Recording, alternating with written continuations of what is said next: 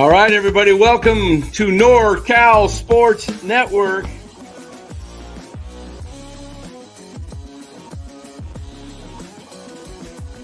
And this is the same hat that Brock Purdy's dad wears. Chat loves it when Marty Lurie comes on. Anytime you lose a game this time of year, when you can't go backwards, it's a problem. All right, everybody. Welcome on in, NorCal Sports Network, and we got a great show for you tonight. This show is brought to you by Chapman Law Group. Chapman Law Group, if Bora can put that up there for us. We're going to have Lou Marston join us here shortly. There was a little miscommunication, and we didn't get the link to him. Dan, I think we have some breaking news right now. What do we got? I think Blake Snell is going to the Dodgers. Unbelievable. Unbelievable. I've heard that is part of that they must be going to plan B then. Let's get this off here. Hold on. Get the doggone. Can you kill the music there? I got it. All right. Got everything messed up here tonight. I thought Lou had the link, but he didn't get the right link. So we welcome everybody on in. Come on in, come on in, come on in. Come on in, everybody. Welcome to NorCal Sports Network. Cole Dunstan, good to see you in the house, buddy. Over on Marty Lurie's show tonight. I saw you over there. Told Marty we're going to be talking about this subject, and it's pretty clear the Giants are not going after anybody big. It's just, let me get rid of that banner there, that number. Now, let's put this one up. Everybody, make sure you please like and subscribe if you haven't done so already. Like I said, we'll have Lou Marston joining the deal here, and it is official. It looks like 5-year, 182, 186. I'm seeing 182, 186. Let me see. Is it put out by Jeff Passan or anybody? Let me look. Is it Nightingale? Who put it out? 5-year, 182 by Passan. There it is. Wow. There you go, everybody. There you go. Dodgers, I told you they're going to repeat. Did I do anything on Snell going to the Dodgers? I don't know if we did. Did we? We should have. I don't think we did. I emailed Lou the blank. Gosh darn it. Hold on. While you do that, yeah, okay. Blake Snell to the Dodgers, 5 years, 182.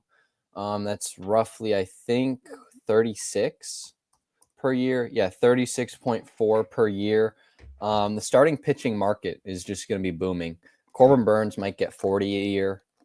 I can't even imagine the contract he's going to get. Jack Flaherty might be getting 30 a year.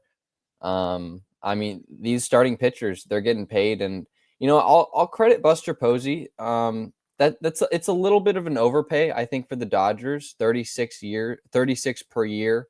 At 5 years, Blake Snell's 31. It's clear, like you said, Dan. The Giants have a direction they're going with. I don't know if they're going to be signing a lot more starting pitching, but I mean, they had the opportunity to sign Snell. Snell loved it in San Francisco. He's a West Coast guy. I mean, he was going golfing with Logan Webb. He enjoyed his time in San Francisco, and I guess the Dodgers are just going for it. I don't know what this means for Juan Soto. I'm going to imagine Juan Soto's still in play for the Dodgers, but it's clear that the Dodgers are going for it. And the Dodgers are going for a repeat. They're going for 2 in a row. They're going for 3 in a row. They're going for 5 in a row. Or 6 in a row. Look, they got an opportunity to. Hey, I thought we had Lou in. What happened? He's right here.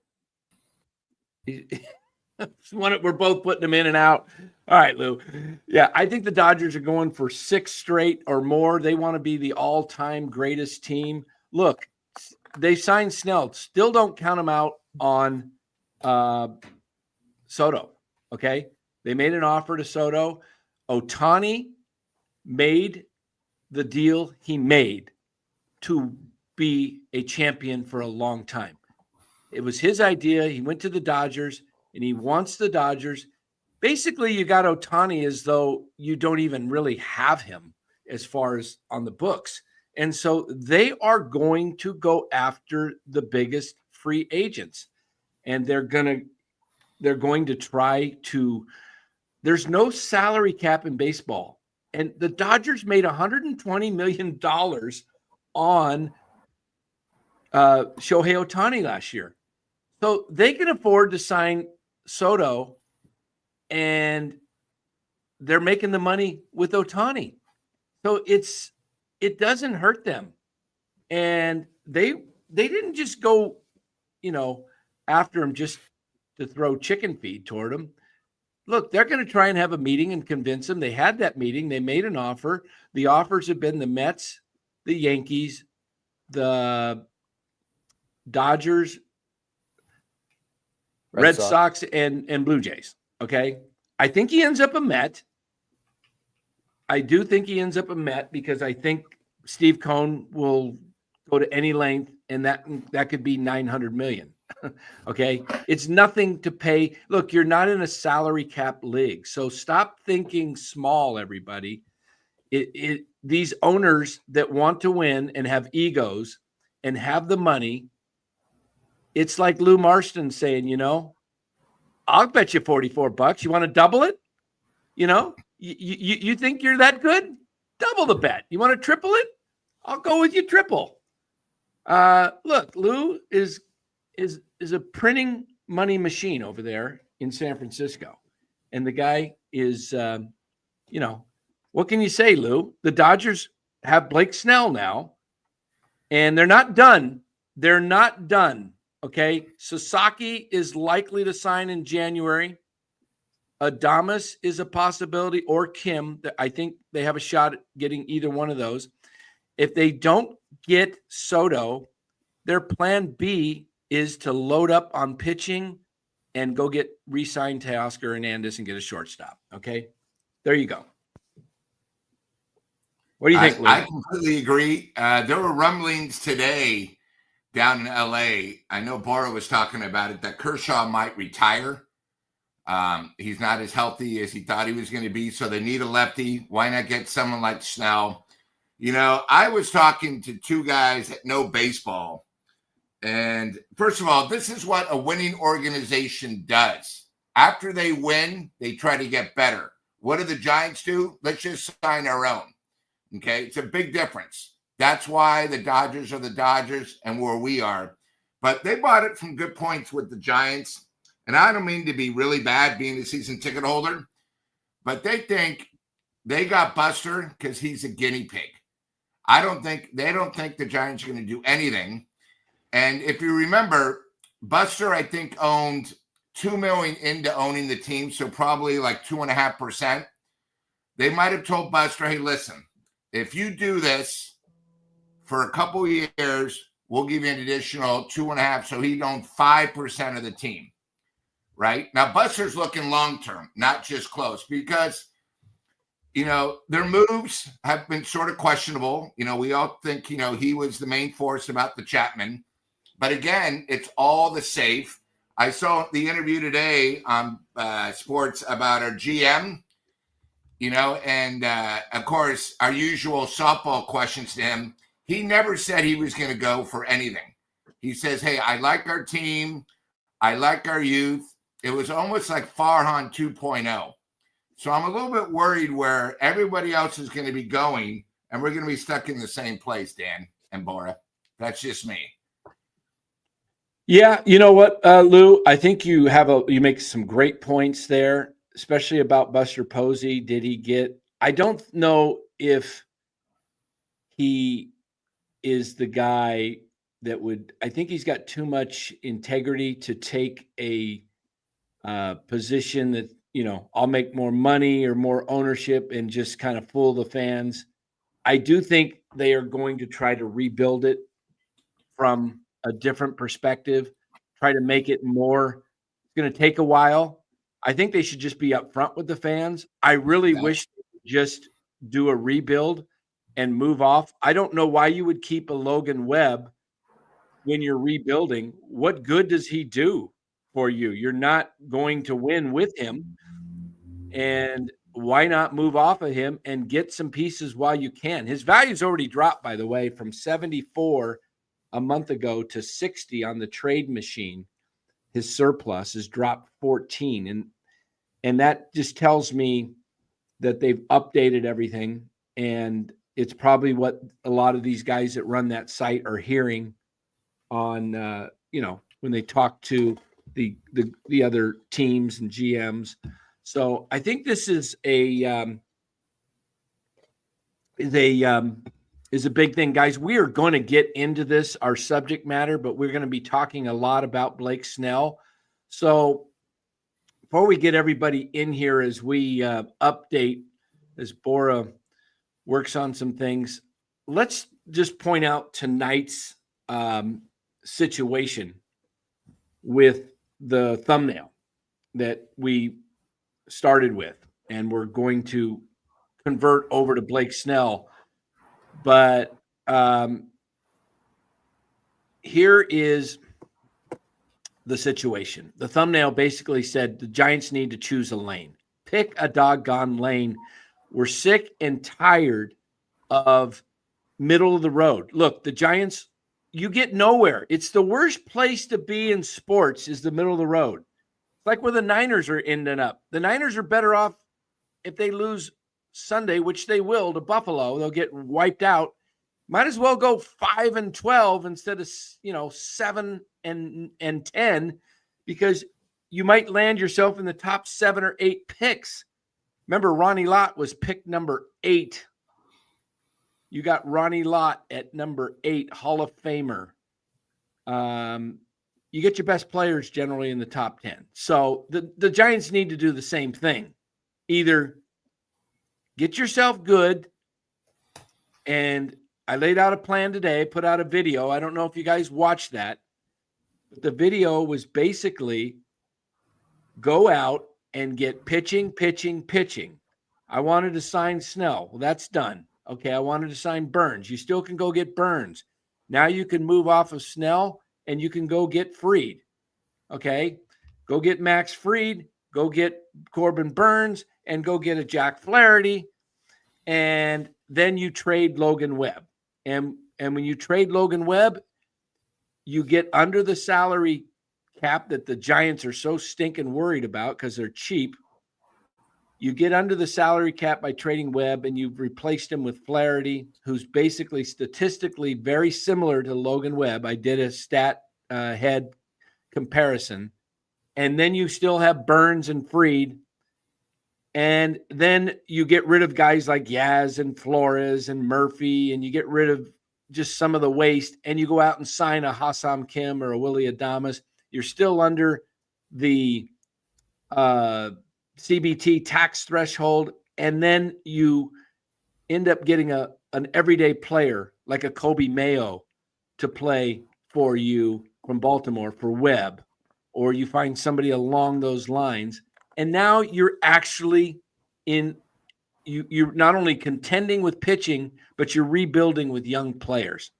And that's the plan the Giants can do, I think should do, because they really don't have enough, do they, Bora, to tear it all down? What are you going to get if you tear it down? That's the exact. You're totally right, Dan. The thumbnail of the video was the Giants pick lane. That's been changed. It's now Blake Snell signed with the Dodgers. We'll talk. We can talk about that another day too. That can be another topic. But if the Giants want to pick a lane, it's 2 lanes. It's either go with the rebuild or go all in free agency and try to build your roster for right now. The Giants should not. They should not be going all in during free agency right now. Now that the Dodgers have just signed Blake Snell, the Dodgers or Mets are probably going to sign Juan Soto. The Dodgers are probably going to sign Roki Sasaki. All of these blocks are just starting to fall for the Dodgers. And to me, it's not worth it for the Giants to just waste money on these free agents that, I mean, they're not going to help you win because you're not going to win this division. You're not winning this division. You're not going to come in second. That's probably the Padres, and you're probably not going to start. You're probably not going to come in third place because that's the Diamondbacks. You are a 4th place team. You're on the cusp, Bora, of being a fifth-place team because the Rockies they are on the cusp of being a fifth-place team. And honestly, if they're going to commit to this rebuild and they're going to commit to going with their youth, going with Casey Schmidt, Marco Luciano, Luis Matos, Tyler Fitzgerald, all these young kids, Bryce Eldridge, who's coming up soon, then just commit to it.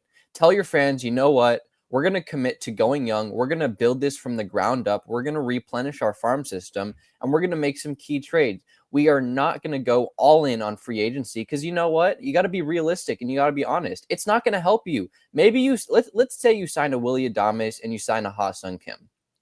Is that going to push you over the top in the NL West? I don't even think that pushes you over the top of the D-backs. That doesn't push you to a third place team. In order to really push yourself and push you over the top to win this division, you're going to have to sign Juan Soto, Roki Sasaki, Willie Adames, Corbin Burns, Jack Flaherty. You're going to have to sign at least 5 top free agents. And we know that's not happening. That's just not realistic. It's not happening. So what the Giants should do is just tear it down, rebuild. I don't know why Yaz is on this team for $9.5 million. It makes no sense. You're just wasting $9.5 million. He needs to be traded. You can fill in Luis Matos. You can fill in Wade Meckler. You have guys in the farm system that are young and that have talent to plug and play these guys in right field, in left field. You have the guys. Lamont Wade Jr. at first base. I mean, are we serious? Lamont Wade Jr. is not a starting caliber first baseman. He's a bench bat. He's a good bat to have. He's a good asset to have on the bench, but he's not your starting first baseman. He's not a starting first baseman on any playoff team. That's just the facts. He's not. So what you have to do is reassess. You have to reassess this team. You have to reassess your organization, and that's what they've done. That's what Posey, I think, was brought in to do, and that's what he's doing. You're seeing it. Randy Wynn, Zach Mneisen. We're hearing talks about Madison Bumgarner joining the coaching staff. We're hearing all these things that are changing in the organization. It's kind of a restructuring, and I like it a lot because at the end of the day, that's what you need to do. You need to pick a lane. It is the worst thing, and Dan, you've said this a million times, the worst thing to be is the middle, is right at 500, because 1, you're not getting better and you're not getting worse. 2, you don't get draft picks. I mean, you're constantly just picking in that 13 to 17 range. You're not getting these superior talents. You're not getting these phenoms. You're in the middle of the draft, and you're not getting these top guys. If you want to build your system, look at the Orioles. The Orioles have been horrible for years. They constantly picked at the top of the draft, and now all these guys are coming up. Kobe Mayo, Gunnar Henderson, Adley Rutschman. These guys are their building blocks for the future, and now the Orioles are ready to win. The Orioles are ready to win, and they're going to go all in this year. They have World Series expectations. The Giants right now, they're a 4th place team. They shouldn't have any expectations, guys. If you're a fan of this team, just lower your expectations. Don't expect much this year because it's a 4th place team that's likely a losing season, and it's not going to. There's a possibility that it's a 5th place team because this farm system is completely depleted. I think it is a very empty farm system, and this is why I have pushed. Look, we've been the leaders here for everything when it comes to Giants baseball. NorCal Sports Networks. Okay, there's imposters out there talking like they're doing Giant stuff. I'm sorry. They don't lay it out on the line and tell you exactly. Look, I never gave you the BS that Juan Soto would come to the Giants. I didn't build this channel around it because I didn't want to give you false hope. Okay, Juan Soto is not coming to the Giants. Never was. So to build up this false hope and act like there's a possibility, no chance that Juan Soto was ever going to come to the Giants. And the Giants are actually showing you that they really don't want to compete. They really don't, and they know they can't compete because they don't have the ownership that is willing to spend the money. The Giants, I laid out a plan perfectly today for you guys on a video. The Giants could compete if they wanted to, but they don't want to because they don't want to spend the money. They don't want to go. And I showed them a way to sign 3 pitchers, to trade Webb, and you would have a great pitching staff, maybe the best in baseball, with probably not maybe, you would. If you had signed Blake Snell and went after Corbin Burns and a Jack Flaherty and traded Webb, you would have the best pitching staff rotation. Remember, you got Robbie Ray and you have Kyle Harrison and you got Hayden Birdsong and you got Landon Roop. So you would have an excess of 5. You would have 6 or 7 starters, which you could trade some of the young guys off if you wanted to and bring back more talent. But they're not willing to do that, okay? So they're just not going anywhere. So get used to a very boring, empty product. I want to show you guys something from the 2021 draft, what Bora was just talking about. The best players are at the top, okay? Here is the draft. Henry Davis, he's not panned out. Jack Leiter, no. But Marcelo Mayer, he is a guy that they're very high on. Colton Cowser, Jordan Lawler, okay? There's Kuma Rocker, who's now with the Texas Rangers. Look at the Giants drafted. 14th, Will Bednar. He'll never see a day in the major leagues, most likely, unless there's some kind of miracle, okay? So this is and then if you look, we can go back and we can look at different drafts. I can show you the 2020 draft or the 2022 draft, and you can actually see what takes place and where the best players are. Where did a Jackson Holiday get drafted? Right? Wasn't he drafted in the 22 draft? Holiday? It was either 22 or 23. Yep, here it is, 22. Take a look at the 22 draft, guys, and you want to be at the top. Yes, sometimes you see somebody in the mid to later first round that comes through. Jackson Holiday, number 1. You might even be able to get him for Logan Webb still. You just might. Drew Jones, he's going to be a stud. Andrew Jones' son. Kuma Rocker with the Rangers. Okay, so not too many of these guys you're going to see it's going to take a few years because these phenoms, they end up, taking a little bit of time. But Lou, pop in here. Tell us what you think. I'm just reading Heyman's thing, and, it's amazing. I think of our organization with the ballpark and the fans, sort of like the Boston Red Sox. We went through some tough times. We got a championship, and then we sort of have gone through problems. People forget Boston won. Then 2 years later, they finished dead last, and then they came back and went to the World Series again. They're all in. And I think the difference between the Red Sox is they know how important the stadium's one thing, but it's about the product on the field. The problem with the Giants right now is they still think we have the second or best ballpark and fans are going to keep coming. It's not like that anymore. That ballpark last year, as Dan knows and Bora, they were literally giving tickets away. Buy one, get one free. 501, doing this, and if you watch most of the games, and the biggest embarrassment is when the Dodgers come. There was one game where literally the whole entire left field bleachers was all blue. It was all Dodger fans. And, the Red Sox realize they're going to have to spend money. They're going to do whatever it takes. The Giants, I know I use this too much. It's all about being safe. And I think this tells you a couple things. Anaheim got a pitcher who was good last year, and he's more of a level B pitcher. He was $22 million. Now you got an ace, one of probably 3. You're talking $32 million. So now, when we had our little prediction show, I said the Atlanta pitcher's going to Arizona.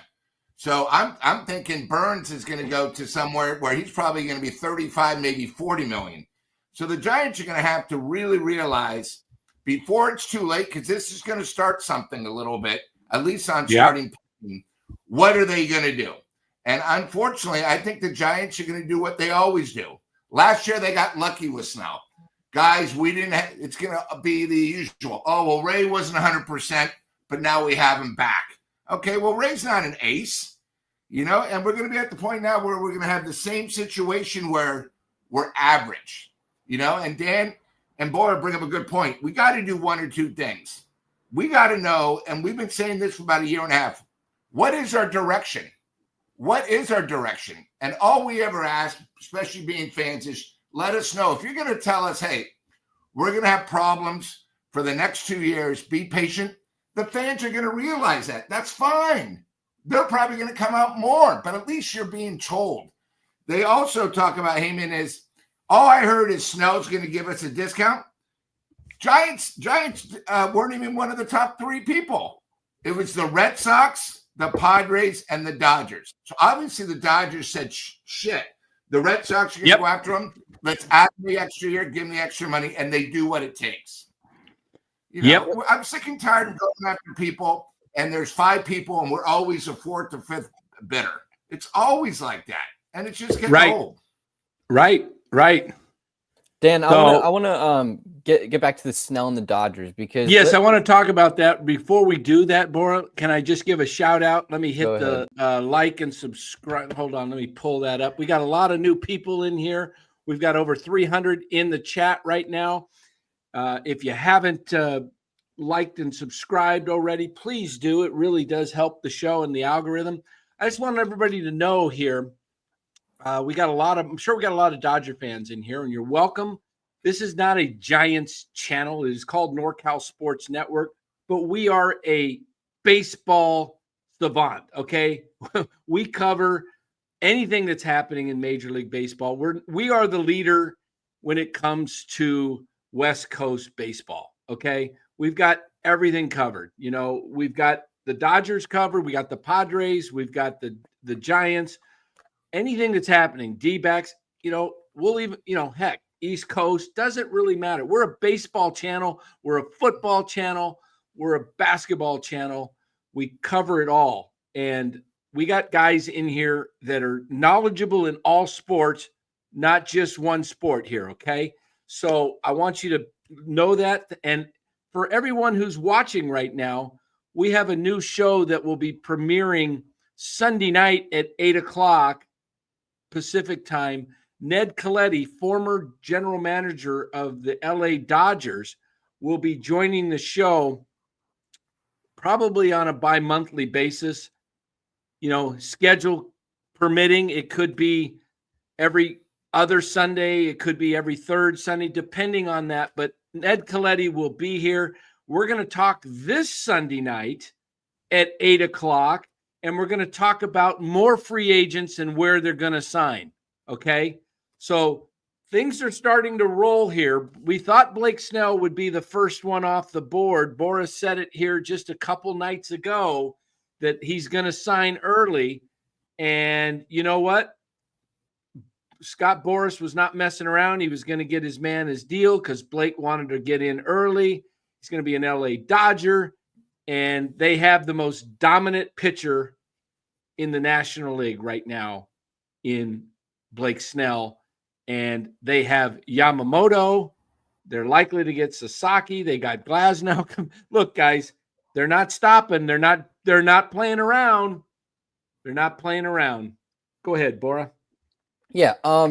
Let's remember the Dodgers won the World Series this past year with one of their games being a bullpen game in the playoffs. They were throwing out their bullpen every 3-4 starts. They're also getting Ohtani back this year. So they're going to have a rotation of Ohtani, Snell, I forgot about Ohtani, Yamamoto, right, Glasnow, and perhaps Roki Sasaki. They also have Tony Gonsolin. They have other guys in Sheehan. Those guys are going to be traded for younger players. Here's the deal I put together today for you Dodger fans here. Gavin Lux, Mookie Betts will move to second base. They will sign Kim or Adames to play shortstop. I'm pretty sure of that. I think Gavin Lux gets moved in a deal with Emmett Sheehan and maybe another minor leaguer, and look for Luis Robert to be their center fielder. Teoscar in left, and they'll figure something out. I don't know who will play in right. It could be Soto. Who knows? But I think they will go after. Look, the White Sox want to move off of Luis Robert. The Giants have an opportunity to do the same. Go get him. But what do the Giants do? They sit, they wait around. The Dodgers have a plan, and it's telling you, it's like, what do they call that thing? It's been a while since I've been in college. When they give, what is this? What the heck is that word? And they give you your your guide, your syllabus. Thank you. So it's been over 40 years. They give you your syllabus at the beginning of the class and tell you, what are we going to do? You know what to expect. The Dodger management has a syllabus, and it's like, here's plan A, here's plan B. Plan A was Juan Soto, everybody. It was Juan Soto. And that still might be in play. Who knows? It still may be in play. Okay? They're not playing around when they went after Juan Soto. They can defer money to Juan Soto. The Dodgers love to defer money, period. And when they do, they can attract you with a sold-out stadium every night, sold out probably on many road games where you're the villain, but their fans travel, so it's kind of like a lot of people are. It's a pro when they come to Oracle, it's a pro Dodger crowd. Okay, so they can sell Soto on so much. How about if you sold Juan Soto on an era where you could win 5, 6, 7 championships? Because you know what? When Freeman leaves in 3 years and Muncy's gone in a year or two, we need replacements. We need the left-handed at bat for that. And, when Soto leaves, or not Soto leaves, but Freeman and Muncy, and if Soto's there, they'll just replenish and they'll go after Ellie De La Cruz. Look, there's no stinking salary cap. They've got an $8.3 billion TV deal that goes through 2038. They've got 13 more years. They can give Soto a 14-year contract. It's insane, guys. And Dan, how much money? We're not even talking about every single Dodger game because of Ohtani is on TV in Tokyo. I don't even know how much money they make off of that. You just don't know. It's crazy. And the other thing about Giant fans, Snell was not a Giant, okay? He was with us literally not even a year, okay?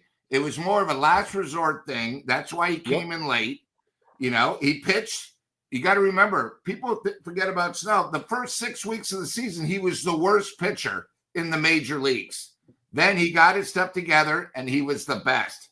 But let me ask you a question. If you're Snell and you have an opportunity to get money, not like last year, but real money, would you rather play for the Dodgers or would you rather play for the Giants? I mean, it's pretty simple. It's Absolutely. Not even a question. Look, and let me get to these super chats by Fuji Simeon 13. Thank you. Says, do the Giants go after Mania for a 3-year deal? I don't think they do, simply because he's got a qualifying offer, and it looks like it's, they're going to be mid. They're going to rely on Birdsong and Roop and Harrison, those 3 guys, and it looks like Webb and Ray, and don't be surprised if they try and move Ray in a deal. Don't forget about Jordan Hicks. Please don't put Jordan Hicks in the Oh my lineup. God. Jordan Hicks, everybody. And the Soto take a $700 million deal. Yes, with the Mets, he will.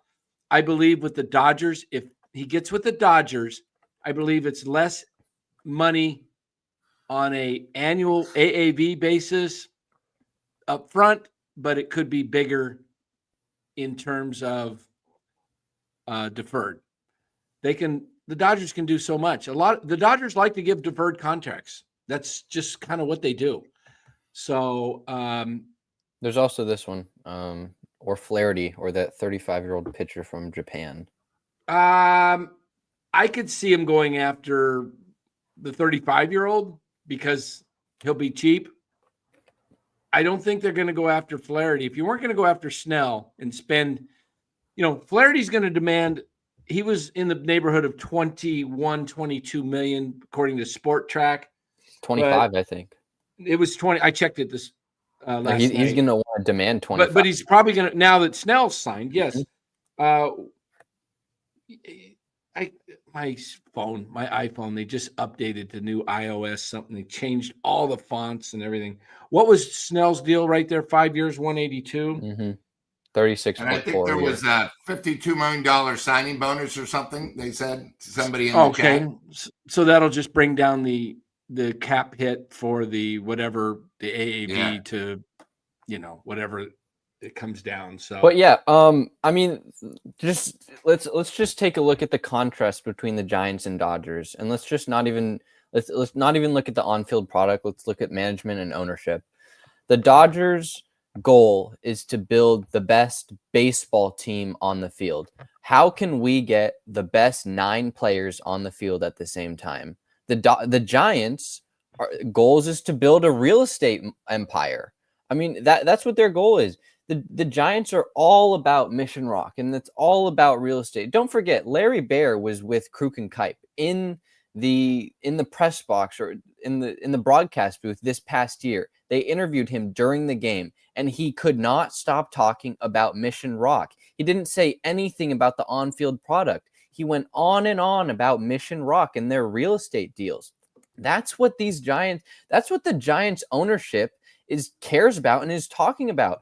The real estate, they're all about making money. They could care less about the product on the field. Of course, they want the team to be good and they want to develop players, but it's not their number one priority. The Dodgers ownership it's managed by a hedge fund, right, Dan?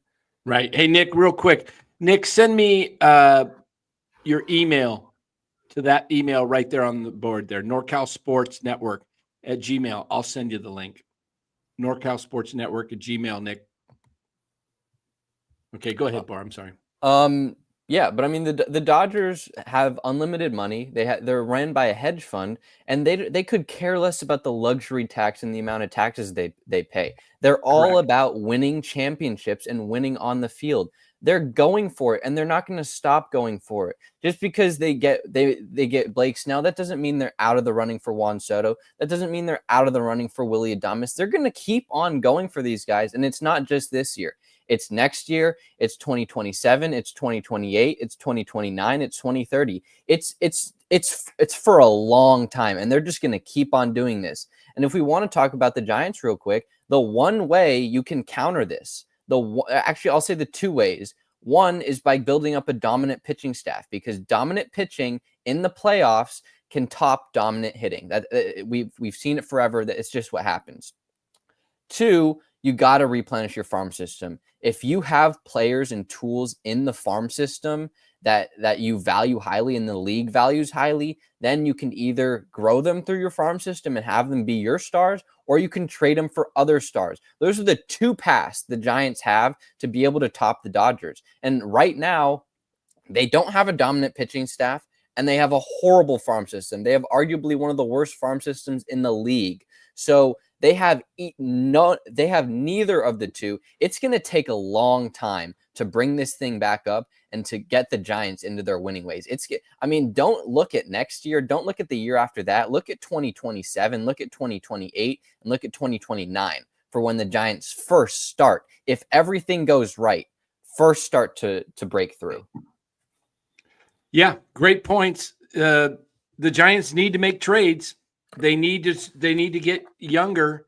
They either need to go all in and get the pitching, or just screw it and start trading for, better pitchers. Pitching is the way to. Bora played the ball game and knows. Look, when you go up against a dominant pitcher, Bora, and you were a really good hitter, you were the leadoff hitter, but when you're facing one of the top pitchers in the league, it's not an easy day, is it? No, it's not. It carries too. If your team is really struggling, it carries throughout the whole team, and you get that vibe around you.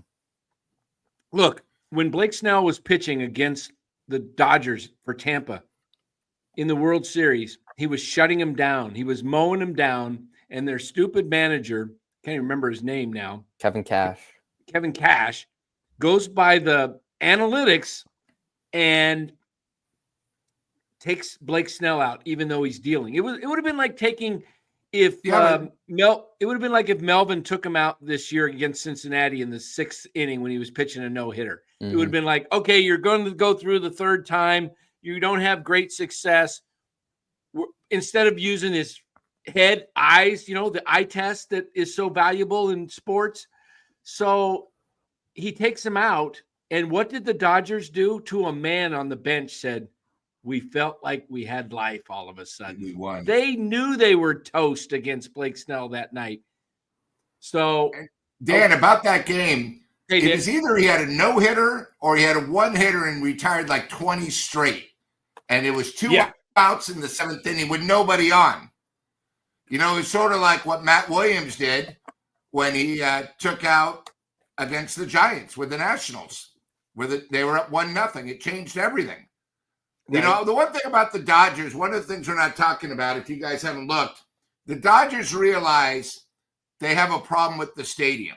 They're making so much money. So they're actually tearing down part of their stadium to make it more luxury and charge more for the fans. Dan, I don't know if you've seen that. They're redoing the whole entire down the lines at Dodger Stadium. So I do know that they have a bad stadium. Okay, it's old. So they're redoing the lower levels. And the other thing too is, guys, you don't realize when you have a world championship and you actually have superstars, your sponsors are going to pay whatever it takes. The Dodgers' biggest sponsor is one of my clients, right? They are everywhere in Dodger Stadium. It's just amazing where these companies are going to spend whatever. Plus, you got to remember, with the Japanese market, I mean, the Dodgers are doing everything right. We're sitting on our thumbs. Yeah. Yep. The Dodgers are, they know. Look, they pack the house 55,000 a night for the most part, whatever that thing holds, 55, somewhere in that neighborhood, 55, 56. Any Dodger fans in the chat? How much? I could look it up, but you guys probably know it. Dodger Stadium, I think capacity is around 55,000, somewhere in that neighborhood. 56 is, something like that. But what is the stadium itself is, like I said, it's old. And yet the Dodgers fans, they fill it up. They fill it up because it's entertainment, and it's great entertainment. So, so there is some deferred money, it sounds like, too. We're hearing from Mark Feinstein. Snell's deal with the Dodgers includes some deferred money per source. Fabian Ardea was on it. Thanks to one of our crack staff and moderators who sent me that information, Robert Boyd. Shout out to you, Robert. Thank you. We've got a lot of things to cover here. I'm going to come in. I'm going to bring in Nick here, who's got a take. Nick, we've got a big show tonight, so give it to us in 3 minutes or less, your take. Well, no, thanks for having me on the show, Dan. I'm a big fan. Yeah. Hey, look, listen, huge Giants fan. In fact, the only day I ever missed in high school was the 2010 World Series parade. I mean, that's how passionate I am about this team. But for Blake Snell, I'm just kind of like, did you not learn anything from Kevin Durant, Blake? You're literally joining the best team in baseball that won without you. So it's like, what do you do necessarily different compared to what they already have? I'm just so kind of like flabbergasted that out of all teams, he chose to join that one when literally it's like the same division that you've already played in for the past couple of years. I mean, it's just kind of embarrassing seeing this, but hey, I see that take, but from his perspective, I understand it. He's getting older. He's going to be 32 and he probably wants to win a world championship. And what better opportunity? And baseball allows this. There is no cap. And if baseball wants to, change this, they're going to have to make some new changes, but I don't think they will. So it's all the other teams have an opportunity to compete. And at the end of the day, the Dodgers came up with the money the Giants probably sounds like weren't willing to do. I think if the Giants had, offered the money up front and maybe done something, he might have stayed. But look, he made his change. I don't know if it's so much like KD because the Giants didn't really lose to the Dodgers head to head in a championship conference, in the the championship series of the National League. Like KD lost in the Western Conference Finals to the Warriors, but I do see the point. I just think as I get older, I look at things a lot differently with players. I think players just go, they've earned the right for free agency, and so they get to go where they want to go. If the Giants wanted him last year, the Giants should have offered him 5 years last year, with no opt out. Right, and I don't think I don't really never thought his head was really fully in it with the Giants. It was the same thing as Carlos Rodon. I think it was very simple that last season by the trade deadline, it was very clear he did not want to come back, and that he was probably already looking at his options outside of that. So they had like Lowe said one time, they had a chance to trade him away, knowing that he was not probably going to want to come back. And look what ended up going. Farhan set this organization back so many years. You could have got a great player, a young player for Snell last year and Rodon the year before, and he did neither. He let them both walk, and look what happened. I guess Rodon was the end of 20. Was it the 22 season? 22, yeah. 22. So 22, and then last year, similar situation with Blake Snell. We called it right here. We said they should have traded both of those guys at the time. We were on in the 22 season. I was on the Krug show, and I was pointing out, get rid of Rodon. They're done. The Giants are done. And Farhan couldn't see it. And this is a problem. This is a problem with Giants ownership. There's no vision for winning baseball. As Boris said, or Lou, one of you two said, it's a real estate company. It's not a baseball company. Well, and you had that interview with, or I think you had the footage of Farhan where he said, we have the horses to take this. We have the team. And he kept saying that repeatedly as if he had faith in the team to make it to the postseason, when it was already foreshadowed that, no, you don't have a consistent offense. Your pitching's been all over the place. Kapler was doing a terrible job. And I mean, like everyone points out, he had that one great season, the managing, and look what happened after that. I mean, we just heard more and more complaints. Logan Webb basically spilt the beans and said, there needs to be changes here. We don't trust management. Clearly don't trust the ownership. And then now it's kind of like you have people looking at all why Buster Posey? Because he knows the team inside and out. He knows the fan base. He knows the organization, and he's very passionate still and clearly wanted to be back into the game in some capacity. Then I'm thinking, like, with Farhan, he literally had no idea what he was doing, and this trade deadline speaks for itself. And I just thought with Blake Snell, I just got so many bad vibes, like Carlos Rodon vibes, that, hey, you were kind of looking at a new opportunity, but really you were looking at other teams the entire season of where will I fit next season? And, the fact that it's the Dodgers, I mean, it's sickening, but like you said, it's, good for him, I guess. You got your deal that you were looking for. Things are going to start falling here, I think, guys. 6 minutes ago, Bob Nightingale just reported that the Red Sox, who were in on Blake Snell, they lost out. They're now focusing on Max Fried to upgrade their rotation. Okay, so look for Max Fried to probably end up with Boston because they lost out. There's a domino effect, and there's certain pecking orders and how this works. So, the Soto is not going to affect the pitching market. The pitching market's going to start moving. Burns will probably – a lot more signings, I think, because of what happened last year, will happen earlier this year. I think a lot of things happen at the winter meetings in December. I think Juan Soto, that's when I think Soto does sign somewhere. He's the center of the winter meetings. He signs. Does he stay with the Yankees? No, No, I don't think so. I think he's a Met or a Dodger. I could see the Mets. Yeah. I see the Mets or the Dodgers because when he walked out of that dugout and the way he looked like he was saying goodbye to Yankee Stadium and he looked frustrated, and I don't think the Yankees can give the money, or will. Maybe they can, but I don't think they will go as high as Steve Cohen. Yeah. And I think Cohen could blow Hal Steinbrenner away by look. Think about this. They just landed Blake Snell, the Dodgers. Now the Mets, how are they going to be able to compete? You're going to have to get some stars. And if you want to get past the Dodgers, who got you this year in the championship series, you're going to need some hitting.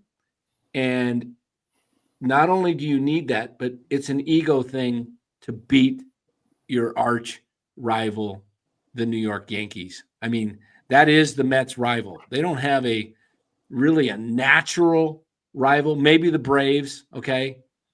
But The Phillies. Don't leave out the Red Sox. yeah, Soto. the Phillies are close by, yeah. But it is the Yankees that it's New York. It's ego. Look, Steve Cohen's worth $21 billion. What is another million to him? It's like Lou Marston giving away, part of his, his big My couple of my season tickets for nothing. Yeah. Nick, it's great to see you. We got a lot of Nicks that follow NorCal. Nick, Sports where are you Network. from? Are you from the Bay Area? I'm from Santa Rosa, but I live in Phoenix now. Oh, Yeah, you're in my okay. backyard. Yep, over here. We'll have to get together. Let's do it. Yeah. You could have said Katati. We all know where Katati really is. Come on. Shout out to Katati and Rohnert Park. Yeah.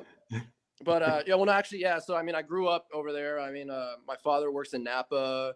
Mom works in Santa Rosa and stuff. But I came out here for college and lived out here ever since. Did you go to ASU? GCU. Oh, Grand Canyon. Yep. Nice. Mhm. Yep. My couple of my kids went there for a little bit. Yeah. Oh, no way. Yeah. Oh yeah. Yeah. I graduated in 2016. That's where when I Nice. graduated. Mhm. Oh, so you graduated right? Was that right before the gym was built? No, the gym was there. Oh. What's been there, I guess you can say, like while I was there, it got built like right after was the soccer stadium that they have now. Okay. Mhm. Cool. Yeah. Cool. I mean, I call it Grand Construction University because it's constantly evolving. I mean, they're always just like building one thing after another. I mean, Yeah. it's just funny when I was living in the dorms, it was just like this was closed off, that was closed off because this is new and that's new. But yeah, I mean, they've grown a lot in the last decade, Awesome. that's for sure. Well, you got my email. Hit me up. Maybe we'll get together, or maybe we'll go out. I'm planning on going down to Papago here in early December. Okay. Meet up with Casey Schmidt and some of the other players, and we'll probably get them, take them to lunch, that type of stuff. But yeah, it'd be cool. All right, Nick. Yeah, we'll love to. Thanks for having me on, guys. Thanks. Take care. Good job. Thanks. Take care. Appreciate it. And then All right. Dan, I don't know if you remember at Grand Canyon, the great Dan Marley was their Yes. first hoop coach. Yes. Formerly of the Phoenix Suns. Yes, Dan Marley. Hey, that Blake Snell, I don't know if I gave that news about Blake Snell or Max Fried to the Red Sox. That, again, was a tip from one of our guys, Robert Boyd. Let's get to these supers here. We got one more, right? No, two more. Fuji, Simeon 13, Dodgers just extended a tourism partnership with a major Japanese travel agency, travel hotel bundles to LA that include options for Dodger tickets. Wow. Look, you know what they are?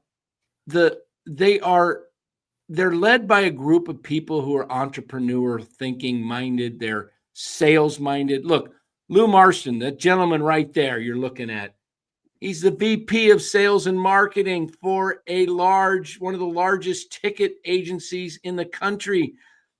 They get you, wine and dine you. They'll send you to the Masters and cover, everything, your food. What do you guys do? It's more corporate hospitality. So companies use us to help them entertain their high-end There clients. you go. Like the Masters, Super Bowl, Final Four, WrestleMania. There you go. Big stuff. And you know what? Those people, to get those type of clients, you don't just go, hey, you want to come on over here? We could. You got to sell them. And so Dodgers are worldwide. Dodgers are like a They're syndicate. world. yeah, they're not They're the the LA syndicate. Dodgers. They are a worldwide brand, and they will probably have some brand in Japan and other countries that they will spin off of. Dan, what could a web trade get the Giants? Well, it gets you a lot. There's a lot of options there, Fuji. Thanks for the donations, by the way. And Dan, explain why Webb, besides being a good pitcher, explain the contract corresponding to like Snell. So maybe the chat might understand, like, why would you just trade him when you need him? It's the contract, really. It's the contract that makes Snell more valuable. Snell is the better pitcher, of course. But let's take a look at the contract for Logan Webb. He is signed for 4 more seasons, and he has a very friendly contract. Okay. It's an $18 million hit. No, excuse me. It's 18. Yeah, it is. It's 18. I was looking at him and Jung Hoo Lee, both 8. So actually, Jung Hoo Lee has a higher contract. He's at 18.8. Logan Webb signed 4 more seasons.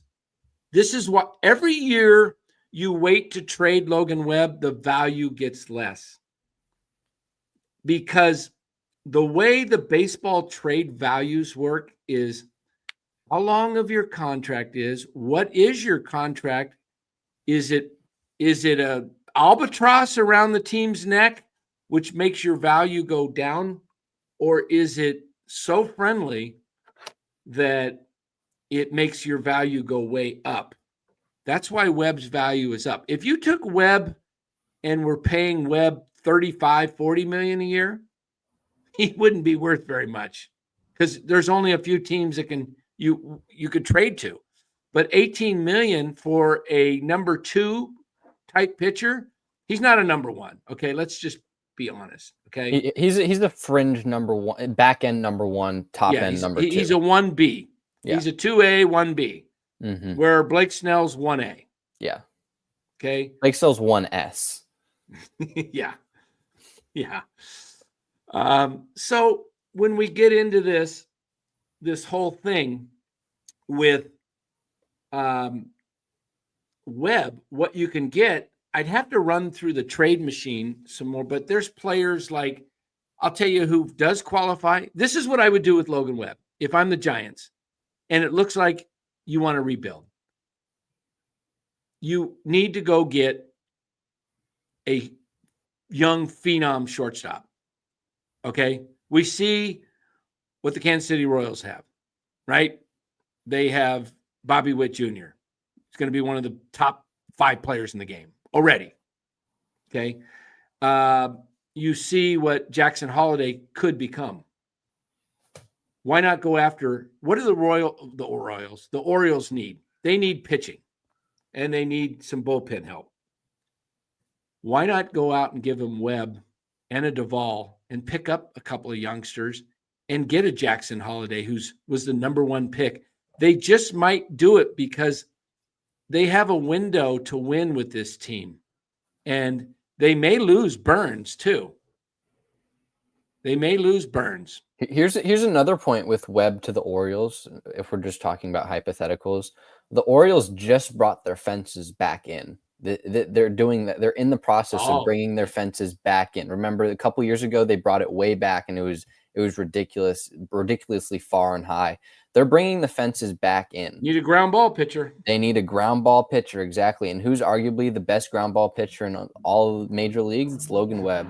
The thing about a Logan Webb trade is, if we're talking about this from the Giants' perspective, in order to rebuild, you have to trade your older players who have value for younger players who have talent. Logan, right now in your whole organization, I think you have 2 guys that can actually bring you a really good package in return. That's Bryce Eldridge and Logan Webb. Those are the only 2 guys. Let me show you what the values are, guys, just so you can actually see what we're talking about. We'll compare the Giants' values versus the Orioles, guys, and you'll see what we're talking about. Okay, Logan Webb is 6. You see the surplus in the highlighted area? You guys see it all good? You see it there, Bora? Mm-hmm. Okay. Okay, Eldridge's came up. See, these have all got readjusted. Remember Eldridge was 27 just a couple weeks ago? Is probably going to be 70 or 80. pretty soon. He just came up to 41. Wow. Okay. So look at that. So we have 3 guys that are above 40. 3. Mm-hmm. And we only had 1. I'm surprised Bailey's that high, but I'll tell you what did it is probably the Gold Glove. Mm-hmm. The Giants are not trading Patrick Bailey. Look at the or Bryce availability Elder. on that. Is that a shock to you guys? That means he might be available. It usually says low, medium, high, or nothing. I think that's just taking into account the Giants situation. Like, just to be clear, I don't see the Giants trading away Logan Webb. He's their homegrown ace. He was born in Sacramento. He's NorCal native. He's been in the Giants system forever. I don't see them trading it, but just from a business perspective, if we're talking about business and trying to trade assets for assets, trying to rebuild the team, Logan Webb is arguably your biggest asset that you can trade and most valuable. So by trading him away, again, it's really tough because the Giants don't have a lot of value and they don't have a lot of depth. Logan Webb is their number 1 asset that they can trade. You're right on that, Dan. I'm just thinking, like, when talking about trading players, Logan Webb is a perennial all-star. He's top 5 in Cy Young voting, I think, this past year's top 3 last year. He's an all-star. He's one of the better pitchers in the league. If you're trading him away for unknown prospects, it's really tough to try to sell that, just because you're trading Logan Webb away for these prospects, these highly touted prospects, where there isn't any guarantee that they're going to pan out in the big leagues. I mean, if you trade him for Jackson Holliday, I don't even know if the Orioles would do that, but let's just say you trade Logan Webb for Jackson Holliday. I mean, who's to say Jackson Holliday is this perennial all-star? He could just here's the thing about that. That's one of the guys that you definitely take a flyer on. And the reason being is he was the number 1 draft pick, and he's got, I mean, every scout is saying he's got stardom written all over him. So you do take a chance when you're the San Francisco Giants. If you're a competitor and you don't want to give away, one of your aces because for an unknown, it's a little bit different. But when you're a team like the Giants, it's going nowhere for quite a while. I mean, I think it's pretty evident that the Giants are not a team that's looking to compete in 25 and probably 26. So now you get into 27 and you have 2 years left of Logan Webb. And are you really going to catch a team like the Dodgers or, the Diamondbacks, who are growing and getting better? The Diamondbacks got players coming too, and they've already got a group of young guys. So if I went to this, and I'll pull this up for you and we'll just play with this. If we did see about getting Jackson Holliday, all right, let's see what Jackson Holliday's value is. We haven't even looked at their value. Oh my gosh. Gunnar Henderson's 139. Jackson Holliday is a 59. Okay. So he matches with Webb. So you could theoretically match that deal and it would work. Okay. The problem is, the Orioles are probably going to splurge in free agency. So I don't know if they need to make a trade. They could just re-sign Corbin Burns and sign Jack Flaherty and a couple of these other guys and match the value of Logan Webb while retaining Jackson Holliday. They could, but then they have to spend a lot more money. And do they want to spend the money? I think their new owner does. We'll see. He better get moving because he's going to lose Burns soon if he doesn't get moving. Exactly. And Burns is going to be, if Logan Webb signed 5 years, 180, or not Logan Webb, Blake Snell, 5 years, 182. That pushes Burns. I think Burns is getting 6 years. 40. 6 or 7. I think he's getting 210 to 225 now. 6 years, $250 million. I can see that, Lou. I can see that. What is that? 40 times? So that'd be 240. 40 times. Yeah. It's going to be closer to that. It's going to be closer to that. Yeah. Hey, Dan. Yeah. Hey, Yes. Robert. Yeah, Robert Roth. Yeah, I know you guaranteed the Giants had the greatest pitching staff. I believed in you, but like usual, when there's big news about the Giants, you're not in the chat. So get your ass on the chat so we can hear more BS from you. And also, hold on, is this Tommy's joint? Yeah. Snell is going to the Dodgers. Now I know I'm going to win my bet from the idiot who works for you guys. So I want to make sure, see if he wants to double. The Giants are going to win 90 games. All right, thanks. You know, we never forget here on NorCal when people talk, because all I know is, Dan, I'm going to start bringing up all these things like Robert, all this, because last weekend they rode you, Dan, because you said one bad thing about the Niners. One bad thing in the chat saying, oh, well, Dan, you said this, you said that. Hey, guys, I don't think you guys realize you tried doing a job, which Dan is doing, where it's grown, where he's going to have to make predictions. He's going to have someone negative like me, and we have Bora that can keep us apart, like in a wrestling, because the show wouldn't be a success.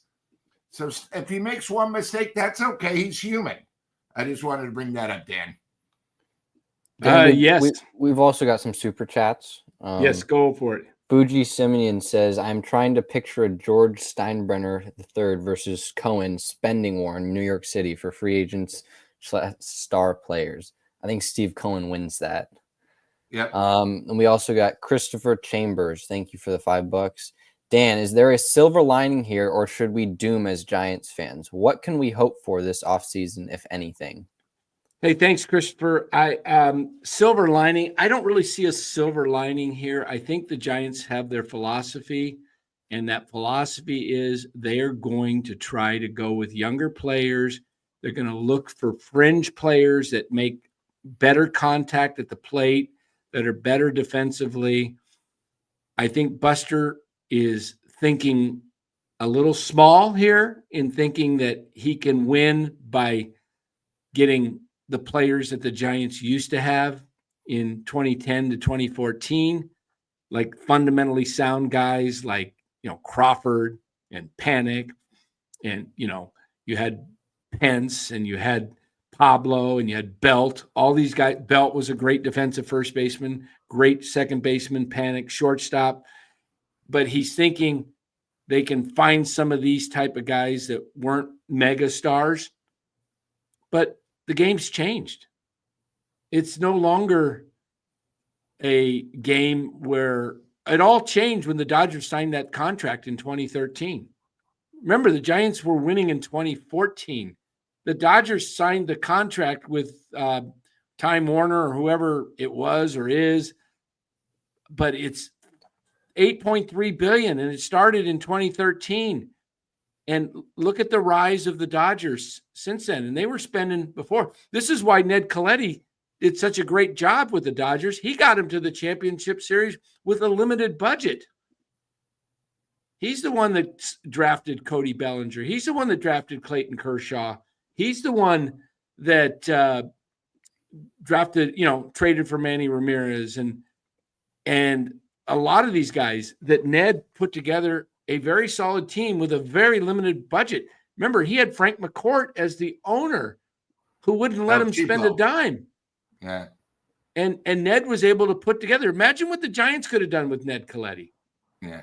And Dan, I think we were forgetting when the Giants won in 2010, 12, and 14, it was their farm system, homegrown, so they didn't have to spend money. And what did they do? Every year, 10, 12, and 14, they had a key acquisition, blockbuster, Hunter Pence. They weren't big. It just took them over the top. Marco really, Scudero. It was our pitching and homegrown pitching. And then we got sort of lucky, and we haven't done that since we won. I'm sorry, Bora. I just wanted to bring that up. Oh, yeah. Fuji Simeon also says, watch Dodgers go after Ellie or Holiday in the future. If Ellie De La Cruz ever hits free agency, you bet the Dodgers are going to be in it. Any top tier free agent that's on the market, the Dodgers are going to be in the mix for it. And then Kyle Malay, thank you for the $5. Since the Dodgers keep deferring money, the Yankees should do it too. Offer Soto 14 years, $1 billion with $300 million of it deferred. I mean, the Yankees might have to do that in order to get Soto because the Mets are going to be Steve. I'll say this. I don't think Steve Cohen is going to be outbid.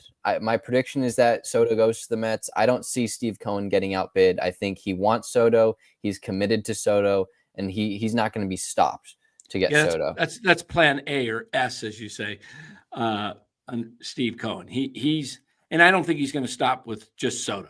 Look, he's going to spend some money, and the Mets fans are rabid, so they're going to go after him. And what do we? Is this? Did you already do the who drunk betted? Did you do that one? Not yet. Okay. Who drunk betted the Giants would win 98 games? So it was 90, I think. It was 90. Yeah, 90 still guaranteed. Yeah. A guy that works for the Giants at Tommy's Mexican restaurant with Travis Tristan Beck was there too. Yeah. I think the other thing too, Dan, is say Soto signs. I'm just going to throw it out. Soto signs with the Mets or the Blue Jays, who I think, or the Red Sox. Right now, you being a Yankee fan, you were in the World Series. You go, oh my God, we lost our second best player. A team that just beat us just got a Cy Young. They're better. What the hell? So, guys, this is how it is being a fan. You think you're upset being a Giants fan. Imagine being a Yankee fan when they're going to lose Soto and the team that knocked you out just got a Cy Young. It's just baseball. And the other thing, too, and Dan, is the Dodgers, Dan's been saying this for 3 weeks. Dodgers not only think about this year and next year, they're thinking 3 years down the line because their players are going to get older, right? So correct. What do you do? You have to adapt.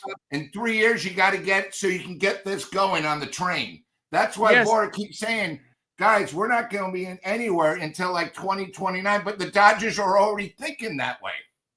Yes, and that's why I say don't be shocked if the Dodgers sign Juan Soto. Look, it's going to come down, I think, to the Mets and the Dodgers, and the Yankees are in there because he's been there, and they're going to try to keep him. But the Mets are going to come in with the money. The Dodgers are going to come in with deferred money that will pay him, but they're going to offer him the ability. Look, Juan, do you want to go down and play? That you played on the greatest team in history that won 5-6 straight championships and outdid the 1949-53 Yankees, who won 5 World Series championships in a row. Keep in mind, the Yankees, when they did that, there were half the teams roughly that are playing today. Today there's 30 teams, right? I don't know how many teams you think there were in 1948, 49 to 53, maybe 22, 20. I don't know. I'd have to look it up. Go ahead and read that one for me, Bora. Thank you again for the $5, Fuji Simeon.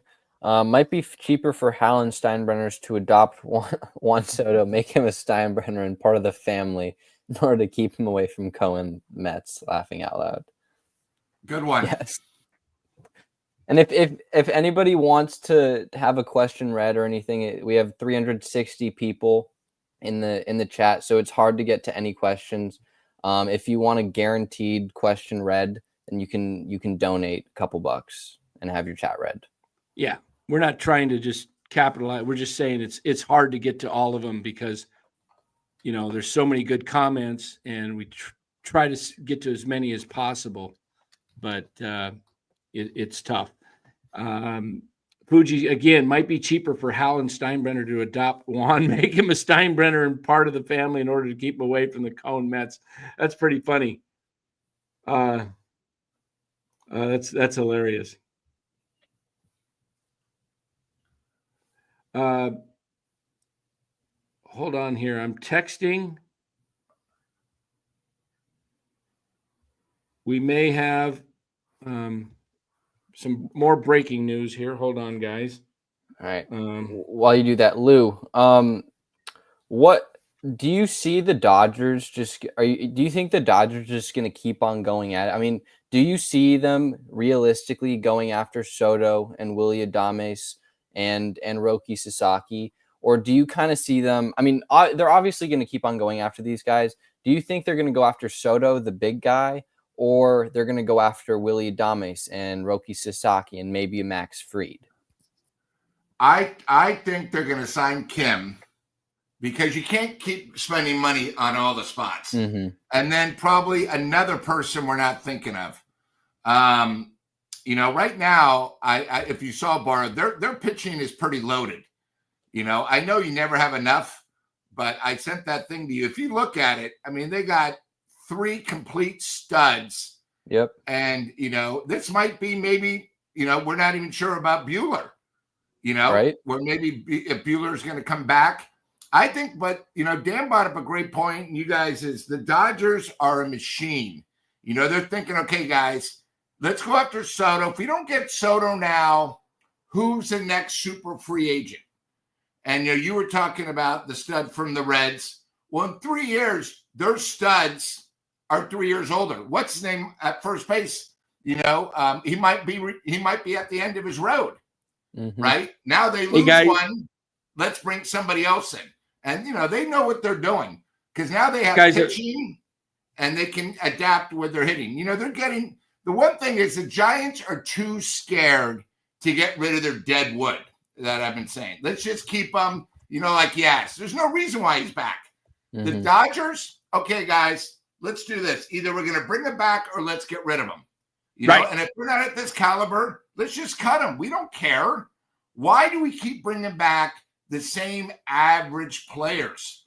Hey guys, I got some news. I got some news to break. I was trying to break in here. We've got the great Ned Colletti joining us live right now with the news of Blake Snell. Welcome in, Ned. Great to see you. Big night for the tonight. Dodgers. Go Sharks. And I just got Lou, I got your email. Projected starting rotation. Look at that, guys, for the LA Dodgers next year. Blake Snell, Yamamoto, Glasnow, Ohtani, Gonsolin, and Bobby Miller. You can add Sasaki to that too. Roki Sasaki maybe coming or in January. I don't think they're going to sign Bueller. Not with this. But let's hear from Ned. We got Ned here for a short while. So, Ned, take it away. Give us your thoughts on what went down and what do you think may go down here in the future for the Dodgers and the rest of baseball.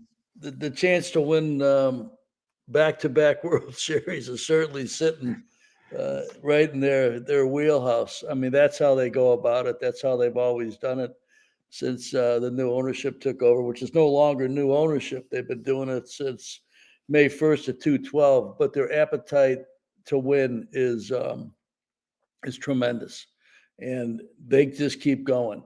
They've spent, I think I read that they've had 5 contracts since like a year ago, valued of over $100 million.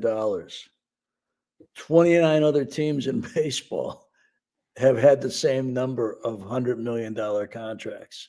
So you have 29 that have spent 100.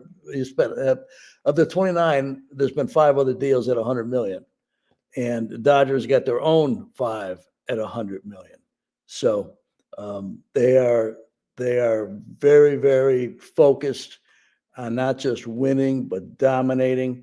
And when you have as much starting pitching as they have right now, you have a lot to fortify. You've got a lot of different people that can step in. I think they're going to try and do a 6-man rotation.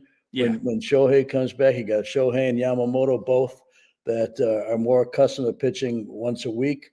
So they'll be able to do that and continue to run somebody out there every day that would be the ace of most staffs. Yes. Does this preclude them from signing Sasaki, you think? Oh, no. Sasaki's going to be really a low money deal. It's really going to be Right. out of your international budget. That's nothing compared to this. So this only helps them sign. So they could trade a Gavin Lux after they sign Teoscar or Soto, and they could trade Lux and an Emmett Sheehan and maybe another prospect and bring in Luis Robert Jr. from Chicago if they want to. They can pretty much do whatever they want to. Right. I mean, you need another team, you need the player, you need the agent, you need people to agree. But let's face it, I mean, it is a destination. I think we talked on your show the last time about destination spots. Los Angeles is a destination spot. LA Dodgers may be the most in all of North America, may be the number one destination team of any team in the continent. When you think about it, any professional team, they have a wonderful ballpark. They've got a great organization, great ownership, a history of winning.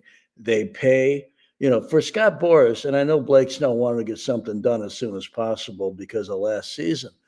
But to have Scott sign a player before you get to Thanksgiving, they did well. They did. I think it's 36 a year.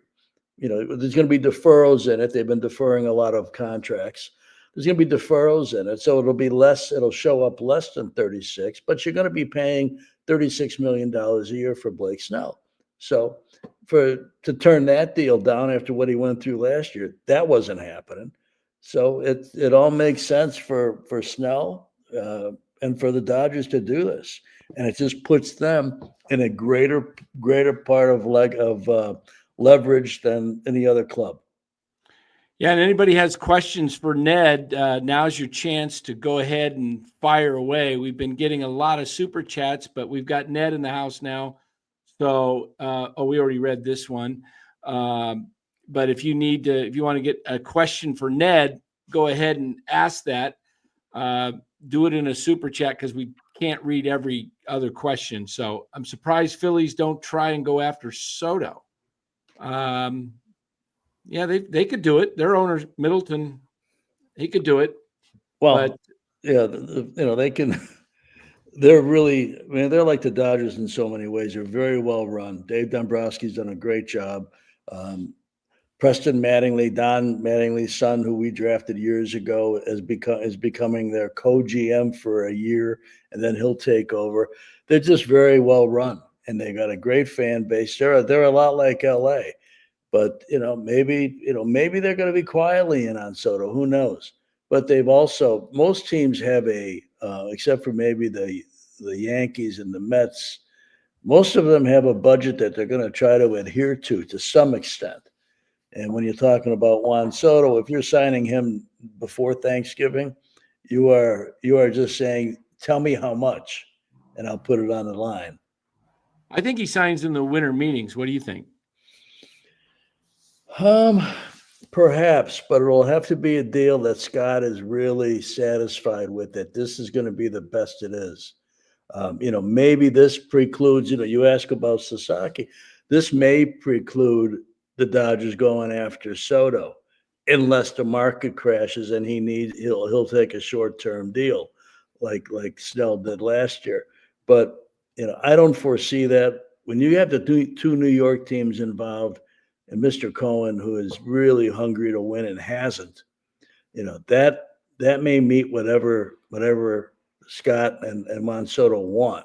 Yeah, I've said on this show, I think it ends up over 700 because I just think that it gets a little crazy and Cohen just goes, screw it. Yeah, the guy's worth easily. Yeah. $21 billion. What's $800 million to him over the course of 14 years? Yeah. It is a different dynamic than Shohei, because part of the Dodgers thinking on Ohtani was that they're going to tap into the Asian market. Huge. They've already, we signed players from Japan and Korea and Taiwan when I was there, and long before I was there, they did the same thing. Chan Ho Park from Korea, Hideo Nomo, and many more. So they knew that they could recoup a lot of the finances of it, especially the way Shohei structured it with all the deferral. Yeah. And this is what they do for a living. They make money. That's what they do. And so they will pay for Shohei in a heartbeat. Now, does Soto have the same type of marketability outside the United States? I don't think he does. I don't know if people will pay to go see Ohtani play. There's no doubt. He is what you would call in the old days a drawing card. You look at the Babe Ruth plaque at Cooperstown, it says baseball's greatest drawing card. I don't know how many other players. If we can go around the room here, or we could ask fans, who else would you pay to see play? Would you pay to see Juan Soto play? I don't know that you would. Maybe you would, maybe you wouldn't. but you'll definitely pay for Ohtani. Right. And I think the genius behind Ohtani and the Dodgers deal was that Ohtani came to them supposedly with the deferral so that they could sign other players. The Dodgers reportedly made $120 million last year off of Shohei Ohtani. So that basically allows them to go get a Juan Soto, and they don't lose money because Well, yeah, yes and no, but at some point in time, do you want to be paying a luxury tax that is, off the charts over and over again? And there's other ramifications than just a dollar figure. Plus, you do have to build a team. Now, Juan Soto has been the best player on pretty much every team he's played on, and even better than, Aaron Judge in some people's mind. Not as much power, but a better hitter, perhaps. Tough to say, but at least to equal to it. You come to LA, you're one of a handful of guys that are in that elite category. The one thing that I think appeals to the Dodgers without knowing anything on the inside is the market crashes and it's going to be a short-term deal. Okay. Because when Shohei doesn't pitch, he's going to DH. At some point in time, if you're talking about 6, 7, 8, 10, 12, 14 years for Juan Soto, some of that's going to be as a DH, maybe half of it if it's 14, maybe a little bit more than half. Who knows? But you only got room for one DH. So I think in the Dodgers' mind, look, we'll do this short term because he can still play the outfield for us short term, and we'll overpay short term and give him a chance to go back out there. 26 years old, you go back there at 29 years old, you're still a young the DH. opt out. I could see a deal where they go 400, 8 years, 400 with an opt out after year 3, something like that. Yeah, you'd have to structure it to really almost encourage the opt out. Right. If you really wanted him for 3 years, there's a way to do that where you pay more 100 in the million? first 3. 100 million? Well, you pay more in the first 3 than you do the last 3. Yeah. Ned, Wow. Looking at this from the Giants' perspective, you're seeing the Dodgers just completely spend. You're seeing the Padres, they're gonna spend. The D-backs are probably gonna spend. You're probably looking at another 4th place finish. What do you Definitely. do you go for it in free agency and try to just sign as much as you can to try to compete with these teams? Or do you kind of self-reflect and try to build your team through the farm system and try to replenish everything you can? That might take a couple years, it might be a little slower, but what's the route you take? Well, I think long term, you're going to have to draft international sign and develop. The Dodgers, while they have spent a lot of money on free agency, they've also developed some players. So I think that long term, that is the way to do it. I think there's 2 things they need to do. One is that, without a doubt, and the other one is start to make it a destination spot again, where people want to go there, they want to play there. I don't know if it's a destination spot right now. I think it's where players go when they can't find another place to go. Blake Snell being an example from a year ago. That Chapman sign long term is a great sign. It's a great start. Value of the contract, we can debate that, I guess, but that they found somebody that they could kind of tie themselves to is really what they need to do. If you go back in the history of the franchise, the signing of Barry Bonds changed everything in San Francisco. It was before I got there by a few years, but that happened in the winter of 92, 93. And it changed the entire dynamic of that franchise and helped lead to the new stadium, which is no longer a new stadium, but still maybe the best in baseball. So it has to become a destination again. But in the meantime, you've got to really draft well. You've got to develop. You've got to be honest with your evaluations of who your prospects really are. Just because they may get to the big leagues don't mean that they're going to be in a parade. Mm-hmm. Okay, you got to get players that can be in a parade. Buster knows this. He's done it. He's seen it, and it'll be his responsibility for first and foremost to really go and get players that fit that criteria. But you got to develop them and draft them and know who you're drafting and developing.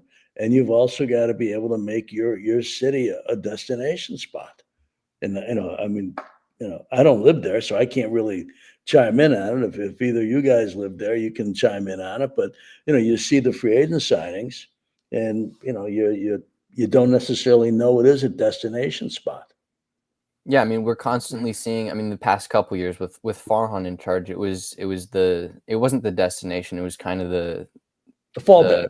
The fallback, exactly, with those opt outs, and that gives the player complete control. So those are two things you have to do. Just to sign free agents, to sign them. I mean, maybe there's some value to doing that. That's a short-term fix. If you're going to sign middle 20s, a little bit older, 27, 28, 29 free agents that you're going to have for a while, then you got to go for it. Mm-hmm. I'll give you one other way to look at it. So if you're a team, we don't have to say it's the Dodgers. The Giants. If you're a team and you just mentioned San Diego, Arizona, and LA, that these three teams, they're good teams. They're going to keep going. They're not falling off the cliff anytime soon with age, right? Yeah. So you've got that. If you spent $100 million on a free agent, how much closer does that get you? Mm-hmm. Does it get you 85 wins, but you still finish fourth? So the worst place to be is in the middle, whether it's the draft or whether it's in the standings or wherever it is. So I think you have to be, while people love the shiny new player, so to speak, and somebody that, we just signed so-and-so, this is great, but you've got to really be able to map your club out and know that. But when we draft and develop well, or we know our system so well that we're a couple years away from having a really good pitching staff, realistically, a really good pitching staff. Okay, Mm-hmm. Then you start to do it. But if you're 4, 5, 6 years away from really being competitive in your market, in your signings and development system right now, what does a big free agent do for you? Might sell you a few seats, might get people excited a little bit, but people are paying attention. They know Arizona went to the World Series a year ago, and they're not an old team. They know the Dodgers just won it and just signed Blake Snell and have got, Shohei coming back to pitch. And there's more guys out there for them. And, San Diego was probably the one team that could have beat the Dodgers, right? Mm-hmm. They're the one team. They had them down 2-1. I thought game 4 of that series was the most pivotal game of the season for the Dodgers. They had a bullpen game against Dylan Cease. They shut them out. Mm-hmm. From then on, it was over. So how bad is San Diego? They're not bad. So realistically, what is a free agent going to do for you, or two, unless they're going to be there when you start to get? Yeah, Ned, before the show started, do you have that thumbnail, Bora, or the original thumbnail you can pop up? I can. Give me a second. I'll try to pop it up. Hepatitis C. There's 2 L's and 2 T's in that name. But yeah, he doesn't. Hepatitis C. He's a knowledgeable Dodgers fan. He said, also, Colletti, again misspelled, the man that started the Dodgers juggernaut.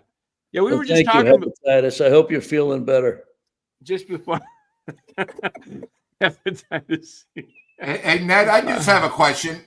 Are you amazed in 5 years? First of all, are you glad you're out of the business? Because 5 years ago, when the Harper and Machado deal happened, people freaked out. $300 million.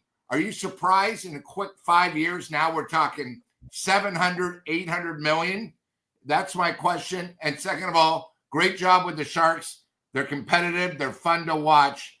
And I know it was a rough start of the year, but it's a whole season.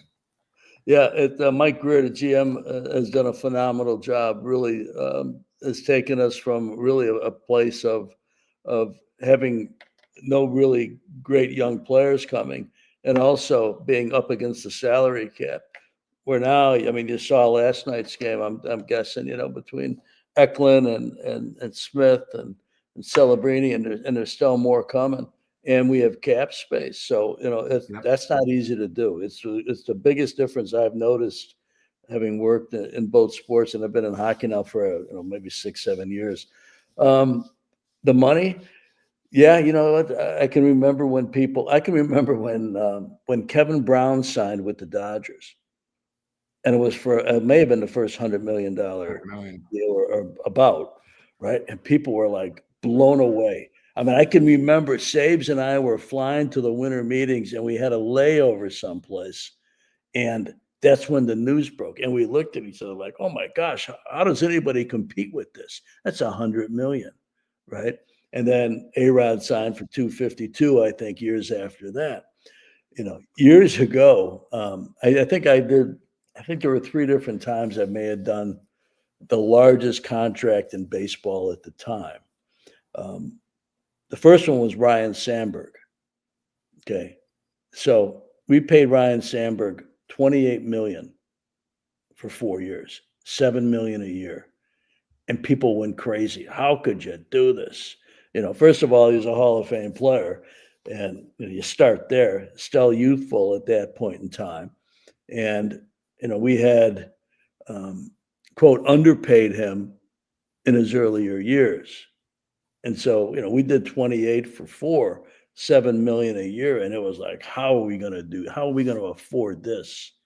And now, you might be a little bit more than an extra man making $7 million a year.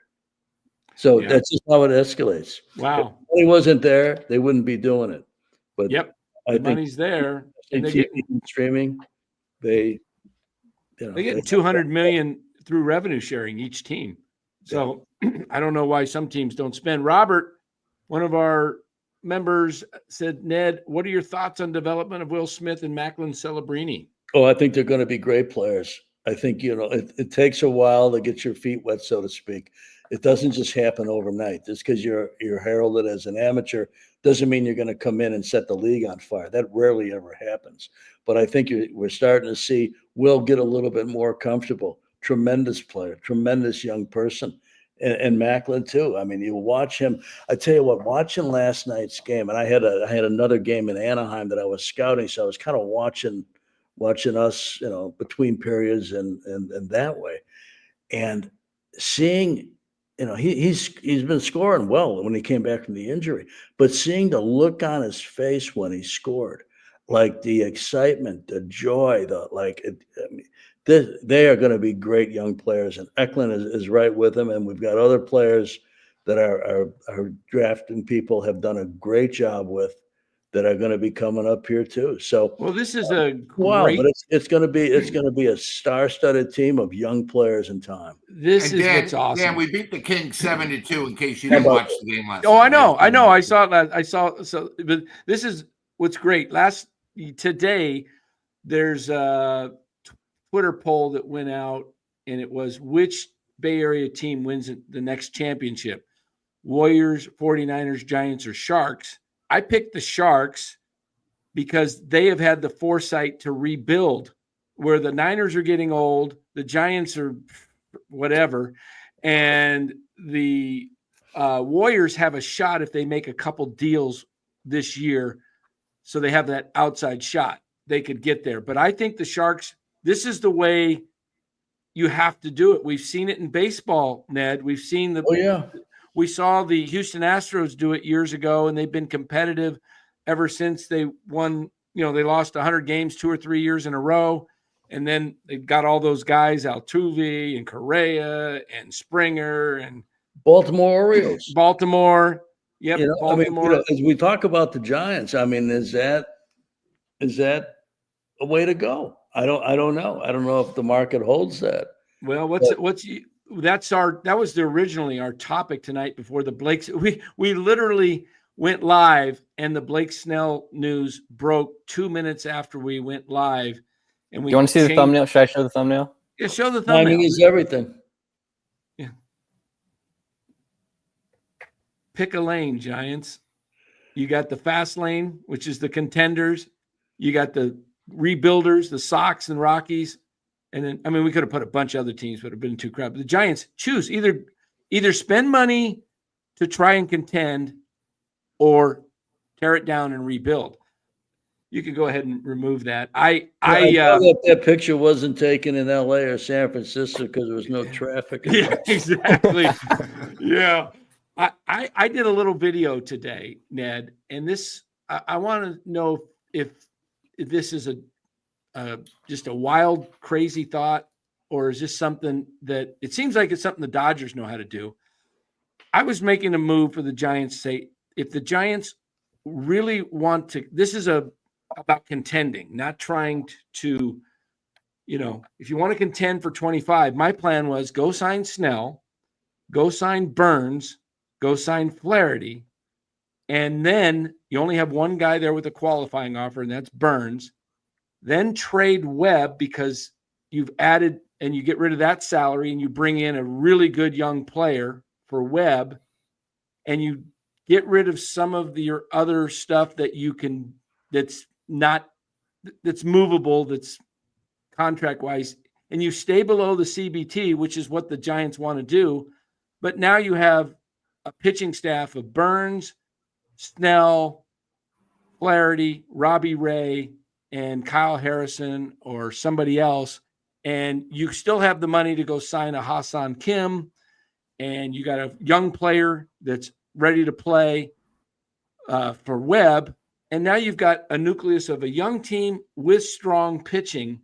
And that's the only way you're going to ever compete, I think, against a team like the Dodgers. You can't beat them at the plate.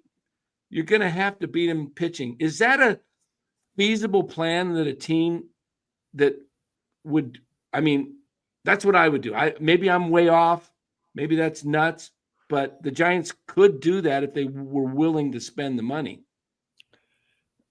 Well, Danny, you have a lot of moving parts there. A lot, yeah. This isn't one of those big stores you can just walk in and go down aisle 5 and get Burns, and go down aisle 6 and pick up a Snell, and go down aisle 7 and just keep going. It takes so many people to say yes. Just go through that. Right. Go through the number of people you just mentioned. Okay. And how many people have to say yes? You're probably talking about 25 to 30 people have to say yes. And one of the key parts to what you just said is that you're going to get these starting pitchers, trade Webb, and get really good a player or two back that are going to be really excellent for you. Prospect. Who's doing that? What team? Who's the other team? You know? Well, so it's a great fantasy league thought. Yeah. I mean, it's just something I think if you were aggressive, I mean, the Dodgers seem to be aggressive enough. I know the Dodgers have a plan A and a plan B, as most teams probably do, but the Dodgers seem to like, okay, we're going to execute this quickly. They don't waste time. Last year, they moved and got their guys. Farhan with the Giants wait until the market drops to where he thought he could get the deal, then moves. But if you really want to pounce and be competitive like the Dodgers, I liken the Dodgers to a team that just says, you know what, we want to win and we're going to do whatever it takes. And we're not going to worry about the luxury tax because we're still making money. And you know what? Eventually we'll walk away with several titles. And when the day ends and when we want to sell this team or whatever and move, and we'll take our profits then, whatever. But how about the Dodgers plan A? My thinking is their plan A was Soto, and they've already made an offer reportedly. There's 5 teams that have reportedly made an offer. Whether that's true or not, we don't know. But that's their plan A. But they're not waiting around on plan A, as evidenced by tonight. Maybe Snell was part of plan A, but I thought plan B might be Snell, Sasaki, Teoscar, and maybe they feel like they're starting to. And that'd be a great plan. Absolutely. I mean, you almost would rather go with plan B if you're a Dodger fan. You're like, what would you rather have? Snell, Sasaki, Teoscar, and Adames or Kim, or Juan Soto and one of those other guys? Well, I think I'd rather have Sasaki and Snell and Teo. Yeah. I think that you know what Teal's going to bring, which is a lot. You know it's going to be a shorter term deal, less money. Right. To me, it's see, when you map out a team, when you map out your system, you map it out years down the road. Okay, how old is Freddie Freeman? Anybody know? Freddie's 34, I believe. Okay, how old is Mookie? 31 or 2. Okay, how old is Shohei? 30, Okay, roughly. how old would Tio be? Tio's close to 30, isn't he? Right in there. Okay. Might be He's 32. He's 32. He's 32. Okay. All right, pitching wise, Snell's 32. pretty young. Snell, 32. Right. Okay, Glasnow, how old? Gosh, is he like what, 29? What is He Glasnow? is 31. Whoa. And been hurt almost, many years. So as you put your team together, the next key guy for me is Sasaki, because of his age. See, you at some point in time, your top 3 hitters, which are the 3 MVPs, are going to get older, and there'll be some decline at some point in time. That's kind of why I thought they might try and land Soto. Well, maybe, but again, the DH situation, I don't think we can discount that. And there's other, there's who knows what else is the thought process, but you kind of stagger it. I thought Yamamoto was a big sign for them last year because of his age. Okay, I think Sasaki is another big sign for them because of his age. Because you've got your 30-year-olds, those that are in the 30 to 35 range, those that are in the 28 to 32 range, and then you've got the younger guys that are going to keep this system going and keep it flowing and continually rejuvenate it. And so, that's part of your thought process. Ned, I want to piggyback on that because I just looked it up. This is average batter's age. The Dodgers are ranked dead last. Their average age is 30 years and 3 months. That's 30th out of all 30 MLB teams. And if we go to the pitcher's ages, they are 1, 2, 3, 4, 5, 6. They're 23rd out of 30 teams with an average age of 29.7. So does that include Snell or? I don't think so. Just probably so it's gone up a little bit. So it's gone up a little bit. Yeah, they're old. Well, they're not young. I wouldn't say they're old. Mm-hmm. Yeah. So but that's so you have to balance that out some. And this is like what I've said to Danny before about what I think is one of Buster Posey's most important dynamics right now at this stage of his executive career is to really know his system, to really know who they are and can they play. And can they not just play for a week or a month or 3 months, but can they play for 7 months at the highest level? Think about what you're asking. That's a lot because that's what you're going to have. That's what you're going to have to do. And, that the Dodgers are starting to get older like that. Yeah. At some point in time, they're going to need to replenish through the draft and through international signings and things like that. They drafted Walker Buehler, who I think is terrific. He's had 2 Tommy Johns, though, and is now a free agent. And tonight's signing may put him on the outside unless it's another, very short deal. Will Smith, another one of their picks. They've done okay in the draft. They haven't crushed the draft. Other teams I think have done better in the draft, but they support it with their finances and their desire. Let me ask you guys: if you guys are all free agents, if you were free agent baseball players, and your agent got a call that said the Dodgers have an interest in you, would you go, really? Or would you go, really? Absolutely. This is what I've been saying the same thing too. This is why you got to get your franchise in the spot where when they call, it's like, really, this is going to be great. Yeah, players, this more than anybody, Ned. Players want to get paid, but they also want to win. No doubt. With rare And exception, they're all going to get paid. I mean, they're all right, going to make more money than they probably ever thought they were going to when right, they were, or yeah. their family thought. So, at some point in time, that becomes, across the board. It's really, what are you going to do with it? What is the organization like? How do they treat their players? How do they treat your family? The Dodgers are Do they have making themselves out to be like an exclusive club that you want to get membership into. And if you can't get it's like, hey, I want to be on that club. I want to Yes. be part of that club and get, carte blanche treatment. But and if you're not in that club, you want desperate, like you said, if you get the call that there's interest. This is why I have not. I've narrowed it down to 3 teams for Soto: Yankees, Mets, and Dodgers, and I'm kind of leaning toward 2.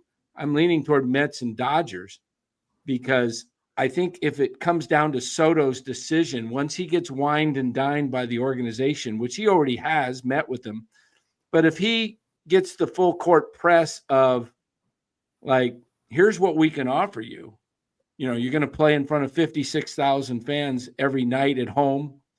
You're not going to have to be the man. You're just going to be one of the guys. You're just going to be able to go out and play and enjoy the game you love because if you come to here, we've got 4 first ballot Hall of Famers in our first 4 guys in the lineup. Okay. We got Ohtani, we got Betts, we got Freeman, and we got you on. And now every night, and then you go to the Mets, you're going to have to carry that team. And you're going to, you got Lindor, but it's the pressure's going to be on you in New York. And well, you make great points. I was just, as you ran through that, that'd be a pretty tough first inning, wouldn't it? That'd be a pretty tough first inning to get through. Ned, with a couple of super chats go real ahead. quick. Robert, hey Ned, what do you think? Oh, we did that one. We did. Oh no, did we do that one? Mm-hmm. Oh wait, no. Hey Ned, what do you think of Will Smith and Mac development so far? Sam Dickinson's also playing well. Sam Dickinson's going to be another stud. Wow. Yeah, he's good. He is good. Traded up to make sure we could draft him. Dickinson's another player that's he needs to develop. He's a young kid, but he's going to be a star. That's awesome. And one more here: Japan becoming Dodger territory. Fan base on both sides of the Pacific. Thoughts on? I think he means Roki Sasaki. He's at Stanford. Oh no, his dad must be his dad, Rintaro Sasaki. He's at Stanford, son of Ohtani high school coach. Huh? Didn't know that. You got any comments on that, Ned? Well, they are no doubt becoming the team on both sides of the Pacific, which is a huge revenue and an interest aspect of it. I heard this summer that they started fan tours of Dodger Stadium in Japanese, and they've always had a lot of interest in touring the facility and getting to know the organization and its history. The Japanese tour outsold the English tour a lot. Somebody else told me that on the list of people who are of Japanese descent that are coming to America on vacation, that Dodger Stadium is number 2 in North America of who they want to visit and what they want to do. So they're going to keep doing it. As we're talking about the Giants, if they were to sign Sasaki, suddenly now you may be getting some momentum. Mm-hmm. Now he's not complete quite yet. He's got another year or 2 to go before you're going to see really everything he can bring. But think about it. Think about it. If that in a different way would be the Barry Bonds of this time. Not that he's Barry and not that he's going to be one of the greatest players of all time, but as far as the impact it would make on a franchise. Wow. Yeah. Did we do this other first base? Did we do this one? No, Laura? we haven't done those. No. Okay. What's the Giants' plan for first base besides Bryce? I think it's Paul Goldschmidt personally for a year. I could see Buster Posey bringing in a Paul Goldschmidt and saying, he's a great hitter. He's performed very well in that ballpark as well. So it hasn't held him down. solid guy on your Yeah. team. Yeah, And that's a really good he'd be a 1-year gap for until Bryce Eldridge is ready. And if he does well and Bryce is ready, you got a great mentor in Paul Goldschmidt. And then this one, Yankees are going to riot if Soto doesn't re-sign. Yeah, I think. How good is that team going to be if he doesn't re-sign? What was that? How good are the Yankees going to be if he doesn't resign? Oh, I think they'll be a struggle to make the wild card. They'll need to do a bunch of other things, including maybe if your thoughts on Soto going to the Dodgers are true, Tio Hernandez. I mean, they're going to probably need to get 2 or 3 other players in there, even if they sign Soto. To me, that lineup was nothing special. Mhm. We can, let's put aside how fundamentally they played, including the 5th inning of the deciding game. But, the lineup didn't impress me. It was Aaron Judge, Juan Soto, and no one else. Yeah, I mean, and Giancarlo had a great postseason, but he's not somebody that plays 150 games. No, he doesn't. Is this So, true? They have 5 Cy Young Award winners: Snell. What do they got? Clayton. Well, yeah, he probably is not going to be part of the rotation next year. It doesn't sound like. Well, you don't know what's going to happen between now and the time he comes back. True. Hey, Ned, I have a question. You were talking about the Yankees. Say Soto, I have a little thing where I think maybe he might go somewhere else. What about if like someone like the Red Sox, and this is more from a general manager, say he signs with the Red Sox, arch rivals. You being a GM, all of a sudden you just played in the World Series. You lost Soto. The Dodgers who beat you got a better pitcher. What happens in the front office like that where like, do they panic or do they have a plan B, plan C? But when you lose somebody of that magnitude, what do you do in that situation? Well, you've got to have many plans, Lou. You've got to have many fallback positions. While they're talking to Soto, they're probably talking to another 10 to 15 free agent position players, including probably the other guys that are at the top of the list. You only control one aspect of it, yours. You don't control the other teams. You don't control the agent, the player. You don't the family. You only control one aspect of that. So, you've always got to have a bunch of fallback positions. And that's why, like in a negotiation, your preparation, your research, your courage to say no, your ability to listen are all key things. But something that gets lost in all of it is timing. Because, what you just said is really a timing sensitive situation.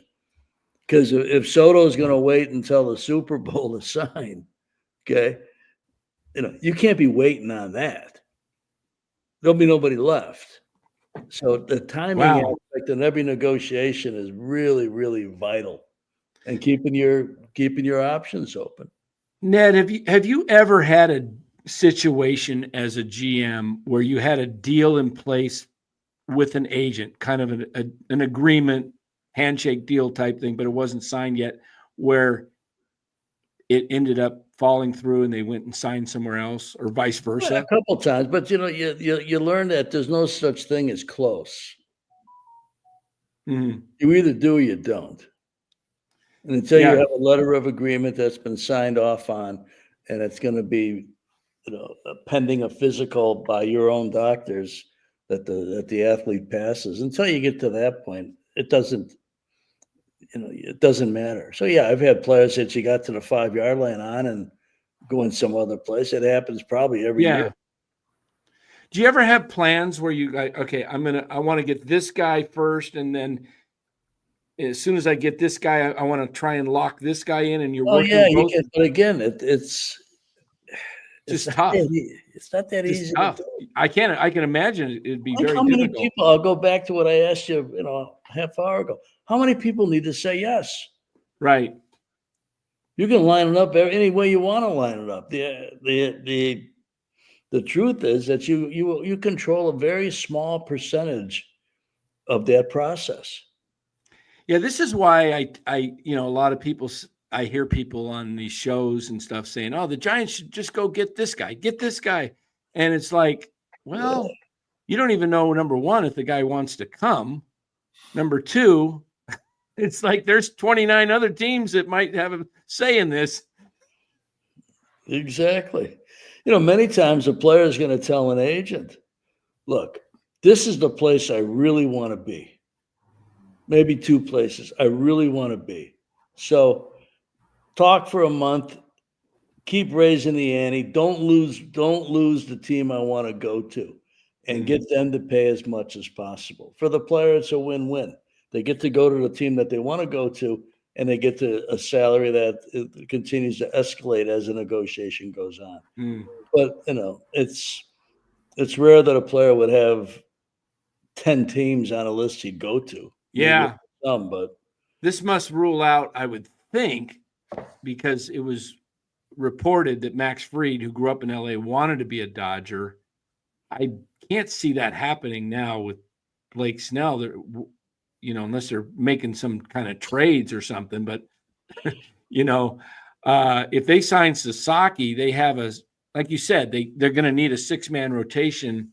But I've said this about the Dodgers. You look at what they did.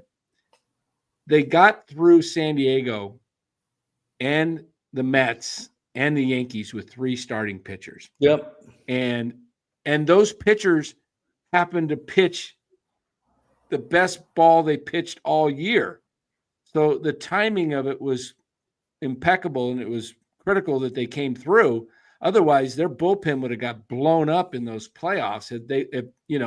We saw the one game where Flaherty got rocked in New York in the first inning, and you thought, oh my gosh, the bullpen's going to have to, and then they're going to have to use a bullpen game in a few games. But I think the Dodgers have looked at this situation and said, we're going to try and make this thing as bulletproof as possible, because what's that? No doubt. Yeah, because they have to plan for injuries, and you can't have just go, okay, we've got a solid 5-man rotation, and then we lose 2 or 3 of them. They're going to want to have 7, 8 guys, and then they're going to sign a couple of these fringe guys that, like a Matthew Boyd, or teams that these veterans, they're going to sign them to minor league deals that's as backups, and say, okay, you want a shot at, when guys come down, we can bring you up, but we can't promise you a 40-man because we're full.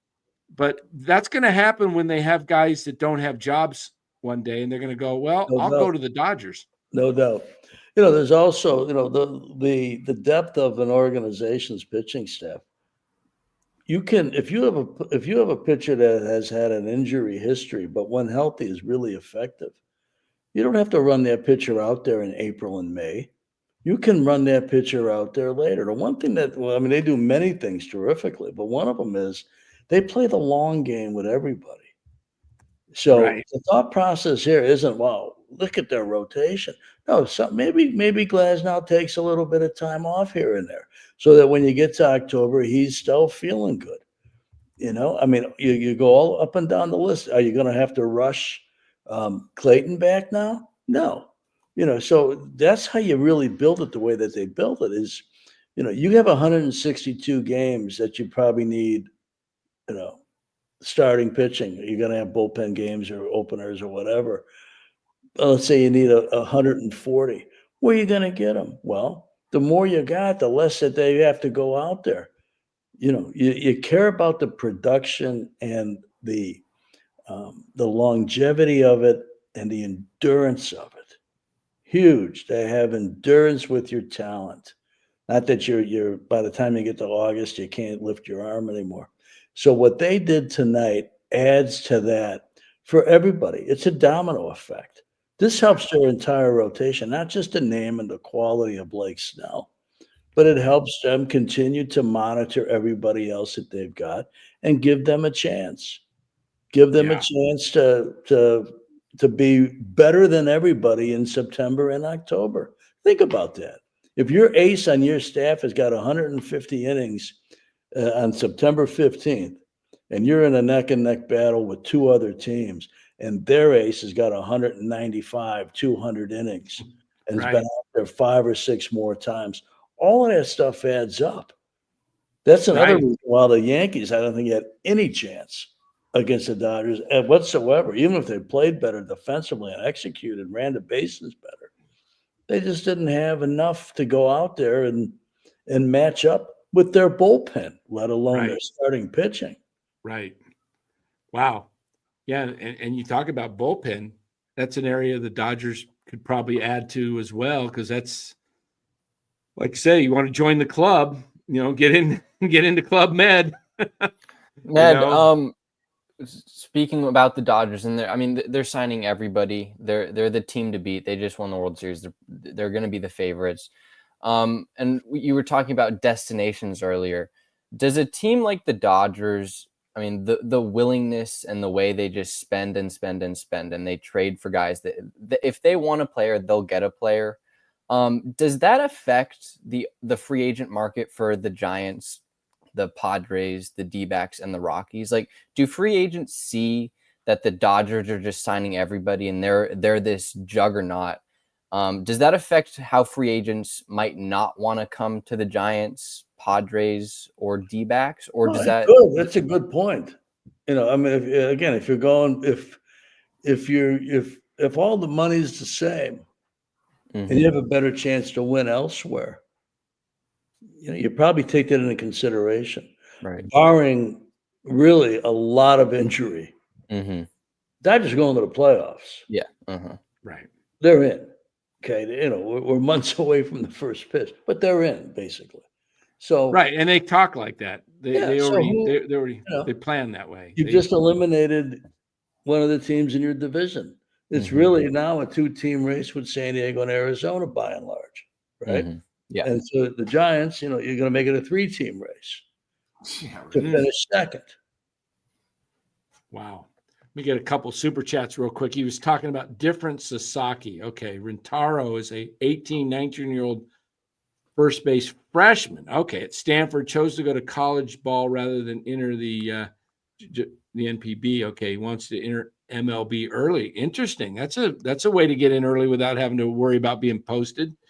And then he tells us that Rintaro is a first baseman, hits with power like Prince Fielder. Okay, wow.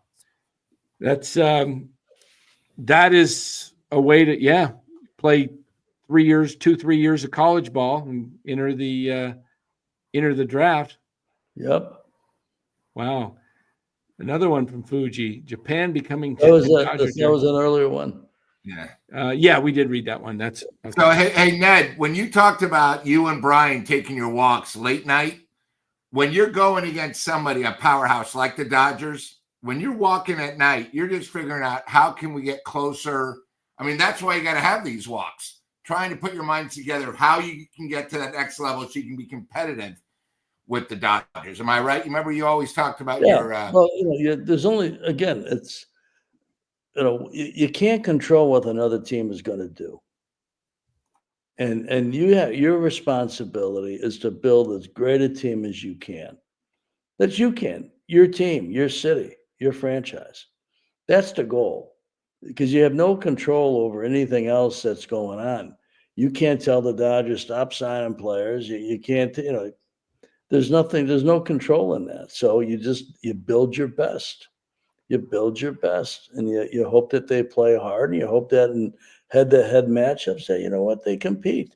And they got a chance to win. You never know what's going to happen.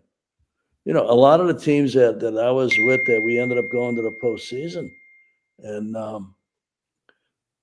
we weren't picked to do that. My first postseason team, as I was a young executive, was the 1984 Cubs. We were, I think, 3-18 in spring training after losing 90-some games in 80, or in the high 80s in 82 and 83. We weren't picked to do anything. And we ended up coming within a win of the World Series. So you never know what's really going to happen. But your job is to really build the best team you can, and that they compete against the best. And you take it from there. What is today? November 26th? Yes, it is. On November 19th, we were just past 3,000 subs on November 19th, 1 week ago today. Right now, as of tonight, we have gone 300 subs in 1 week. Thank you, everybody. Really appreciate that. Good job. Good job, guys. Yeah. So, guys, the show is growing.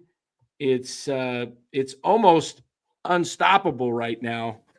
And welcome all the Dodger fans that are here. So we welcome you. This is not just a NorCal, as I said earlier. This is, we cover the Giants, but we're a baseball channel and a basketball and football, and we cover some hockey too. But we're not just covering Giants. We're talking a lot about Dodgers because they're the story. And, we're going to give you the best baseball news. That's why we bring in baseball people like Ned. In fact, Ned, we can announce that you will be joining us. Is this Sunday still work out, or is tonight? Yeah, we could do, if we have another topic. Yeah, we'll have topic. We're going to discuss. Yeah, we don't have to go too long with 90 minutes, but Ned will be joining us on this show, NorCal Sports Network, on Sunday nights, probably twice a month, schedule permitting. It may be every other Sunday. It may be one Sunday and then the fourth. It could be, we don't know. Just, Ned's schedules, we got to be flexible, but we're going to try and shoot for 2 Sunday nights a month. Okay. So join right here, NorCal Sports Network. Ned will enlighten us we'll be discussing all kinds of things. We'll be discussing, obviously, baseball, Giants, Dodgers, all of it, but we'll be getting into some hockey. And we'll have some prizes that we'll be talking about. Maybe, Ned, you want to throw something out that you had an idea about? Maybe. I don't know. Let's marinate on that. Let's marinate that. Okay. Yeah, and we'll have Marty Lurie be joining us soon. Hopefully next week with Marty Lurie. And, whoa! Is that my mic or? Ooh, got a scratch in my ear. I might have hit something. The wire jumped. And by the way, we'll have former Giants GM and now as a advisor to Buster Posey, Bobby Evans will join us sometime after the winter meetings just to discuss a little Giants, more specific Giants stuff. So, but Ned, this is a big night for the Dodgers. Do you see anybody such as is this mean now that Snell's off the board? Do you think the next domino to fall is Fried and then maybe Burns? Hard to say. It's hard to say. I think unless they're going to go and sign another starting pitcher besides Sasaki, I think that they. Oh, I don't mean for the Dodgers. I just mean in overall. Well, impossible to predict that. Impossible to predict it. I don't see the Dodgers being involved in it. Not that you asked about the Dodgers, but it's there's no way to know. You can't. There's no way to predict any of that. But do teams get desperate, like when they see, like the Red Sox? We heard it was Bob Nightingale reported that they were in on Snell, the Red Sox, and that now they're turning their attention toward Fried. Does that up the urgency because they lost a guy and now it's like, sure, there's one name off the list, but that doesn't mean that you're, there it is right there. Everybody was in on Blake Snell, and then now they finally called Max Fried for the first time. No, they've been talking to Max Fried all along. They've been talking to anybody that's got that pedigree of starting pitching. They all know who has interest. Right. But I guess what I'm asking is, does this generally start like a little bit more signing, or can this delay another 3 weeks to 6 weeks? I think it's irrelevant. Okay. Ned, do you think the Dodgers being this good and this willing to spend is good for baseball as a whole? Ooh, great question. That is a great question. Well, I think there's a bunch of ways of looking at it, boy. That is a terrific question. It's your second biggest market in the country. Mm-hmm. Having a successful team there is a big thing. That's great for the industry. Is it good for the teams that are, spending a third of that, have really no chance? I don't know if that's good. I mean, we lost the 1994 World Series to make it more even and to have more parity in the game and have everybody start the year with a chance. I don't know that. I think the disparity now is probably greater than 94. Just a thought, no economic proof. But I think the disparity is still there. I think, as an example, Bora, I don't know how long you guys have been on for 2 hours and 15 minutes about. Okay, I've been on, I don't know, an hour or something. We haven't mentioned it, I don't think, since I've been on. Maybe you did before I got here. We're going to talk about the Colorado Rockies. They're in the NL West. Mm-hmm. So what are Colorado fans thinking today? Well, here we go. We're getting some better young players. We got a chance to what?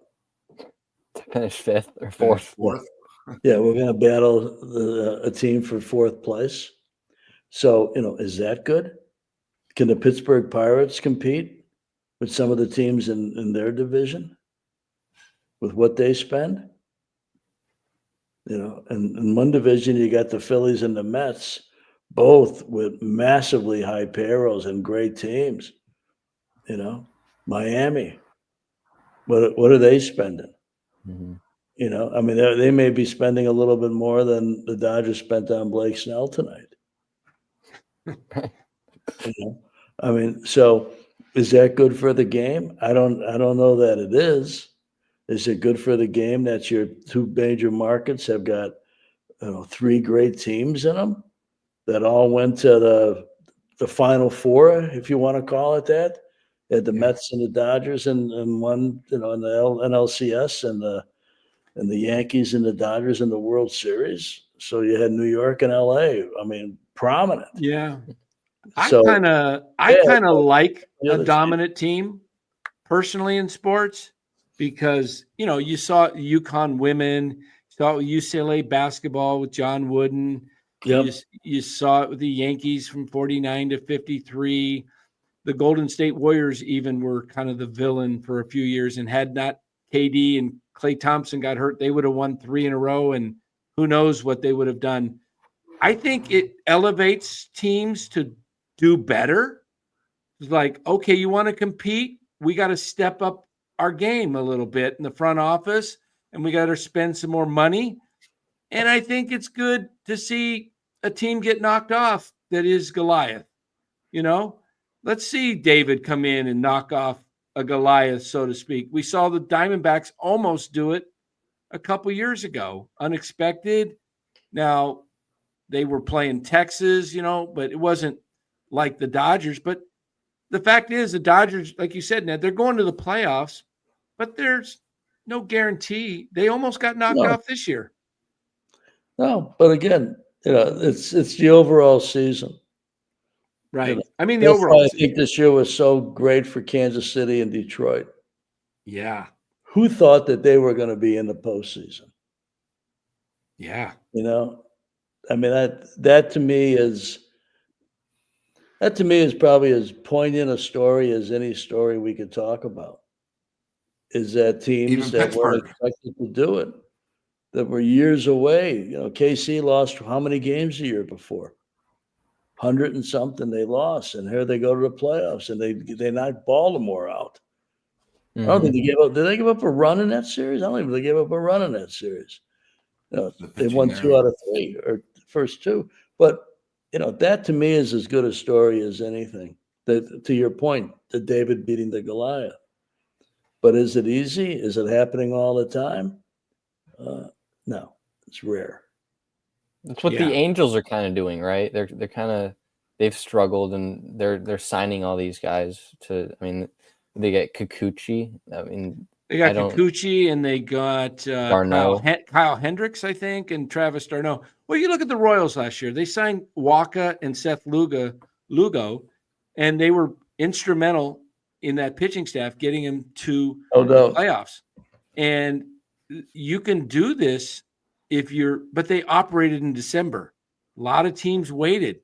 They went out and got their guys instead of, shopping at the top of the market, trying to get in there. They went in, got their guys. And this is, you either have to make a decision what teams are going to do. And some teams just don't even choose to get in at all, do they? I mean, we mentioned the Rockies. I don't see them getting involved with any of these free agents that are noteworthy. But they can go in and get some of those back end guys to add. So where does baseball go, Ned, if the Dodgers roll to a second championship and then they add some more next year and they, third championship? And with this, I don't know when the next collective bargaining agreement comes up, but if that does happen where the Dodgers, win 3 in a row and they're just getting richer and richer, does that have an effect possibly on the next collective bargaining agreement? Maybe changes revenue sharing a bit, but you can have all the language in an agreement that you think protects everybody. We go back to what I said at the outset of me coming on tonight. You need to be a destination. You need to be the place to be. And that's a key thing. How do you change that? Well, you get one player that believes in what you're doing. You start to develop your own players. You start to develop guys that become your Buster Posies, your Matt Caines, your Madison Bumgarner, your Crawfords, your Belts, Lincecum, yeah. I mean, look at that team. Yeah. Won 3 World Series. They had help from the outside. They had some, they had Pence and Burrell and Pence, great player. Yeah. And that, but you know what? Scudero, yeah. The core of it was all homegrown. had their names called out at the draft. But when they did that, they right about when you left, 05 is when they started to kind of fall off. Mm-hmm. But they were able to rebuild because they had losing teams and they were getting better draft picks. The Giants, the way they're doing it now, they're ending up, right in the middle, and they're not getting top 7 picks. They're getting 15, 17. Well, then show your graphic one more time with the highway with no traffic on it. All right. Yeah, you got. Let me pull it up. It's just you probably need to be in the far right hand lane. Yep. Sometimes you got to take 1 step back to get 2 steps forward, right? Look, I'll finish off my segment here with you, and I'll go back to hockey for a minute and the Sharks. Love it. The last 2 or 3 years have been 2 or 3 of the toughest years I've ever been through. I've been in pro sports almost 50 years, but we had to do it. We had to go through it. We had to get, lose leads late in games in the third period. We had to lose 8, 9, 10 in a row, and nobody liked it. I mean, it was brutal, but that was the only way out. It was the only way out. And now we're starting to see the fruits of it. We can't wait for games. We don't play them fast enough because you got a chance to see something new and the chance to see great development from young players, and you get to see the veterans and how they react. A guy like Wenberg or Toffoli, guys like that have come in and really helped fortify the foundation around Macklin and Will and Eklund and guys, but you almost have to go through those tough years, those really tough years. I don't know any other way to do it. You're going to have to be, again, it's what you have control over. This may be my theme tonight. You don't, if you're picking 15th in the Major League Baseball draft, you have no control over the first 14 picks. Mm-hmm. Okay. You're picking third or fourth. You have no control over the top 2 or 3, but that's 2 or 3. That's not 14. And then you're picking 20 or even, some other, you have to be so good at it. And your development system has to be so sharp and really, really develop, San Jose spent a lot of time and thought process on development as well as drafting. So that's the only way to really do it. The Giants probably need Sasaki, or they need somebody that's going to draw attention to, wow, how about this? How about this? Yeah. Yeah. A young player that's a future star that chose the Bay Area. Wow. That's pretty good. Then you got some momentum. Are you going to win 100 games next year? No, but you're going to start to get some momentum.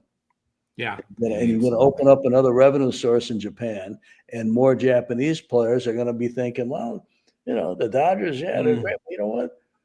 Be okay to be a Giants fan. Be okay to root for the Giants. Yeah, you only have a team named the Giants in Japan. They don't have a Dodgers team named over there. So, Well, Ned, you got to find somebody that's gonna take that step with you and give you the chance to redo it. I like that. Tough to do. I like the thinking though. But Ned, well, thanks Ned, for. I just wanted to. Sorry, Go ahead. I just wanted to say one thing. I've been to 5 games this year for the Sharks, and I wanted to tell you the Joe Thornton retirement. Oh gosh, total class, very well done. And I also love what Joe said. These fans know hockey. Don't worry, be patient. And it was incredible. And I'm so happy for you, because I know when you come on here, it hasn't been great. I used to be a season ticket holder for the Sharks, but now I see a future. So I know your job's a little bit easier. So congrats on that end.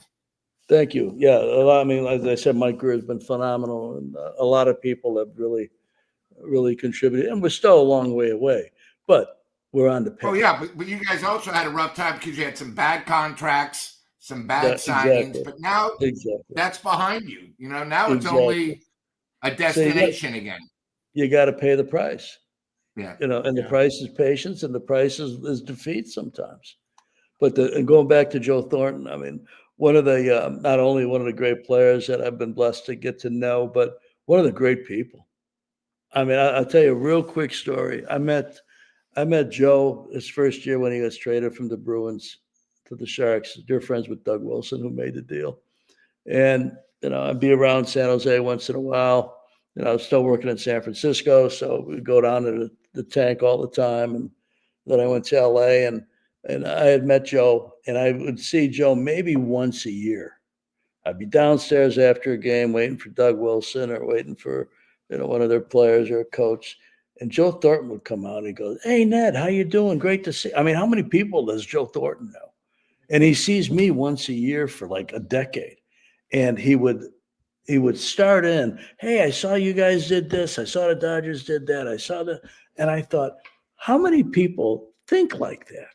How many people have the presence of mind to remember people and not just remember their name, which is tough enough, but to remember something that you could start a relevant conversation? Just blew me away. And he's, now I work with him. I see him at the rink all the time when I'm up there, and it's, he's phenomenal. But you're right. The ceremony was so well done.